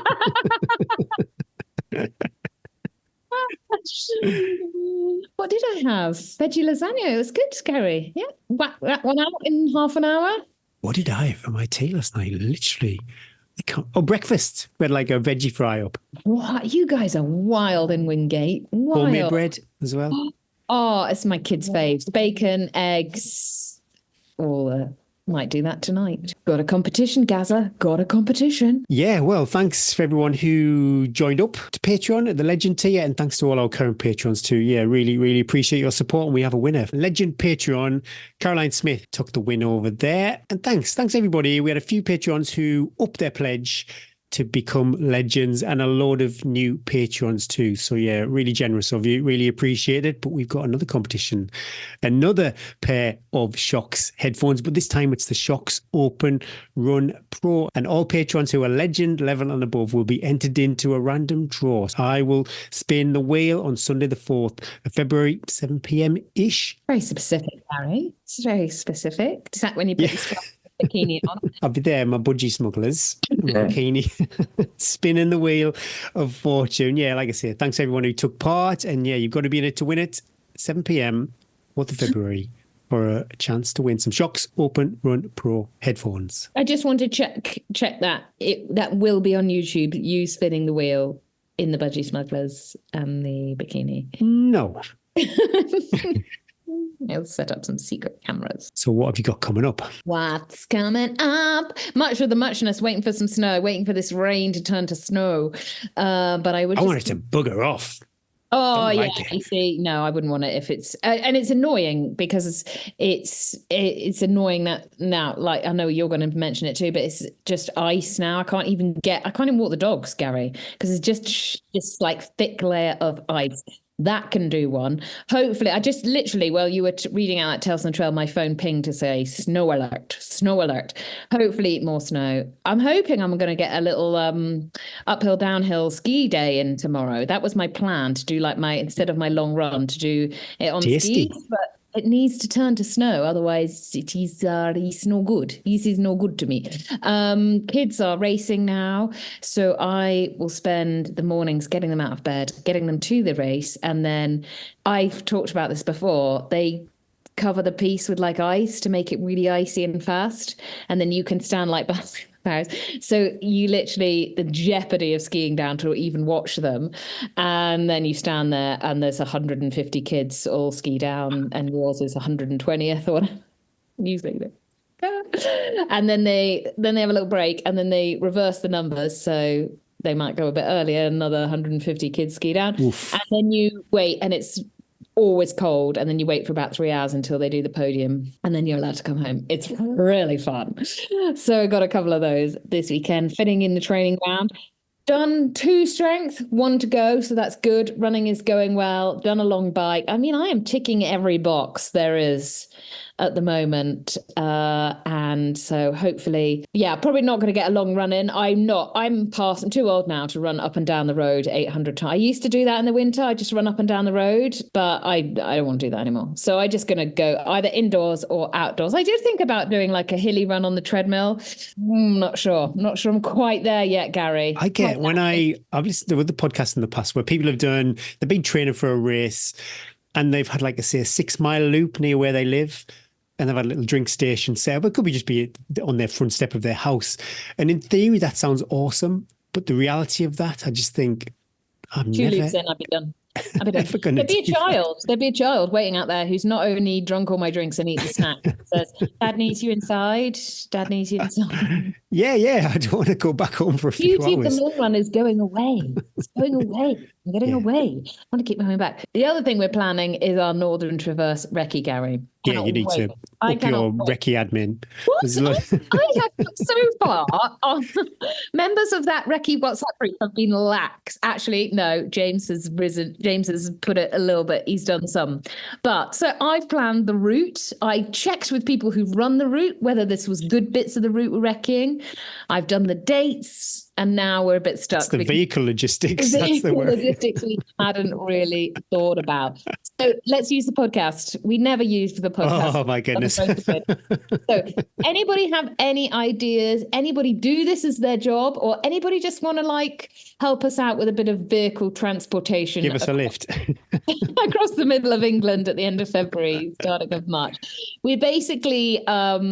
it's really dull for everybody, isn't it? Anyway, we're just trying to work out how we can do it. We don't mind carrying kit. We just work out how we basically want to leave a car in Robin Hood Bay and get back to Shap. Anyone done that? Buses, trains? We're not fussy. Private helicopters. I'm easy. Someone would have done something. Everybody, someone out there, the 10,000 people. Well, people will have recce this by, 100%. So any ideas, any good ideas of places to stay, send them to me. Don't bother with Gary because honestly, he's just along for the ride. He's just along for the bants and the youth hostels. He doesn't know. He keeps mentioning youth hostels. He doesn't know. We're not staying in youth hostels. We're going all in. We're going all into Mrs. Bideaway B&B, which is full English fry up. Oh, I love a youth. I love a youth hostel. Well, you can stay at the youth hostel, and I'm going to go to Mrs. Bideaway Twee's B&B with the full English fry up in the morning. So much of the muchness. Groundhog Day here, but it's lovely. It's wonderful. Wouldn't change it. What about you, Gaza? Much of the same. I think like you, we'll be following the spine until its completion. A lot. I'm just watching Lucy coming in. She wonders if she's got to Hut 2 now. I've actually lost a lot of sleep reliving where I was in the race at the moment. Well, yeah, you've got some unique intel, haven't you? Wow. James was like, oh yeah, that last bit is so slow and so hard. James was like, are you ready? Would you want to do it again? And I was like, I'm not sure. Those Cheviots took a chunk of my life. I'm not sure I could go back. Maybe you should, though, go back and face the demons that you left there. Well, people like Damo, how many times has he toured the line? Kim Collison, he's been 3 times he's toured the line, 4 maybe. It's a lot, isn't it? It's not just a lot. It's such a mega race for the time you need to spend preparing and doing the investment into it. And then also the recovery afterwards is huge. I never say never. I've kind of warmed to the Cheviot goat. Never say never, Gary. But it's not one race that I look at and think, yeah, I just want my eyeballs to freeze. Get in. I'm going to enter. I see some lovely like UTMB pictures and think, I'm going to slice of that. Or Transgran Canaria, that's all looks fantastic. But yeah, frozen beard, I'm not so sure. But my week, hallelujah for the gym. See, this time last year, before, obviously treadmills have been around for quite a while, but before I embraced the treadmill, I would have just modified all of these workouts, but I am getting them all done. But what I do need to do, note to myself, do not do a workout before you're going to go on the podcast, because I felt pretty. That's my fault though, because I was like, because I have my bike booked in the gym this morning, and you were like, do it in the morning, and I was like, no. Oh, right, okay. Whoa. I feel rinsed though, and my energy is quite low. But yeah, like I say, just embracing that treadmill. I might do all 3 workouts on the treadmill this week, depending on if I get lucky. Saturday's weather might pick up and I might actually hit the trails. We will see. But yeah, Sunday I've got a marathon, so maybe I shouldn't do a workout. What? It's a very sociable marathon, and such a junkie. You are such. You just. But the North East Marathon Club, they do these club runs, which I think they're only for club members. And Ray, super friend Ray, who organised the Dragon's Back picture. Aww. So yeah, going to keep him company, and I don't know the route, so I'm reliant on the group to get me actually round this trail run, and that is this Sunday. So I'm going to roll the dice, super greedy. I'm going to do the workout on Saturday. Oh, I've got a little guest. Just had she just licked my face. Talking about the dog, by the way. Really good. She just finished her breakfast, which is like this fish. I bought the wrong dog biscuits. That's your favourite food, isn't it? Fish. She just licked my face and now got tang fishy lips. Nice. Oh yeah, fishy lips. Love it. Oh my God, we're finishing. Sorry, Dad. Bombshell. That's it. Another show in the bank. Thank God. So, yeah. No. Oh, you're done. Oh, we're still talking about you. God, sorry. God. Marathon on Sunday, but super sociable, super slow. And I might break 100 miles this week if I do 26.2 on Sunday. We will see. I might make it on the goddamn leaderboard for a change. No. Maybe. That's it. Another show in the bank. Thanks for tuning in, and to Precision Fuel and Hydration for sponsoring this week's show. Pop over to precisionhydration.com. We mentioned it at the beginning of the show, but it's really worth checking it out. Don't forget you can book your 20-minute chat with one of their sports scientists too, and use our code. Use it, guys. We need you to use the code. That sounds like one of those Netflix programs we watch, Gary. Use the code. Caps lock. Use the code. Use the code T24 for 15% off. Thanks to our partners and Patreons. We couldn't do this without you and your ongoing support. We love you all. Be kind to your future self. Breathe and believe. My God, Eddie. It's because the fish lips are set real targets. And now Tarky's trying to hump Lindy. Right. Oh, Trish had a bomb. What was Trish's other little mantra? Invest in the, oh my goodness. I'm blanking on it. Sorry. Invest in, I can't remember. Be kind to your future self.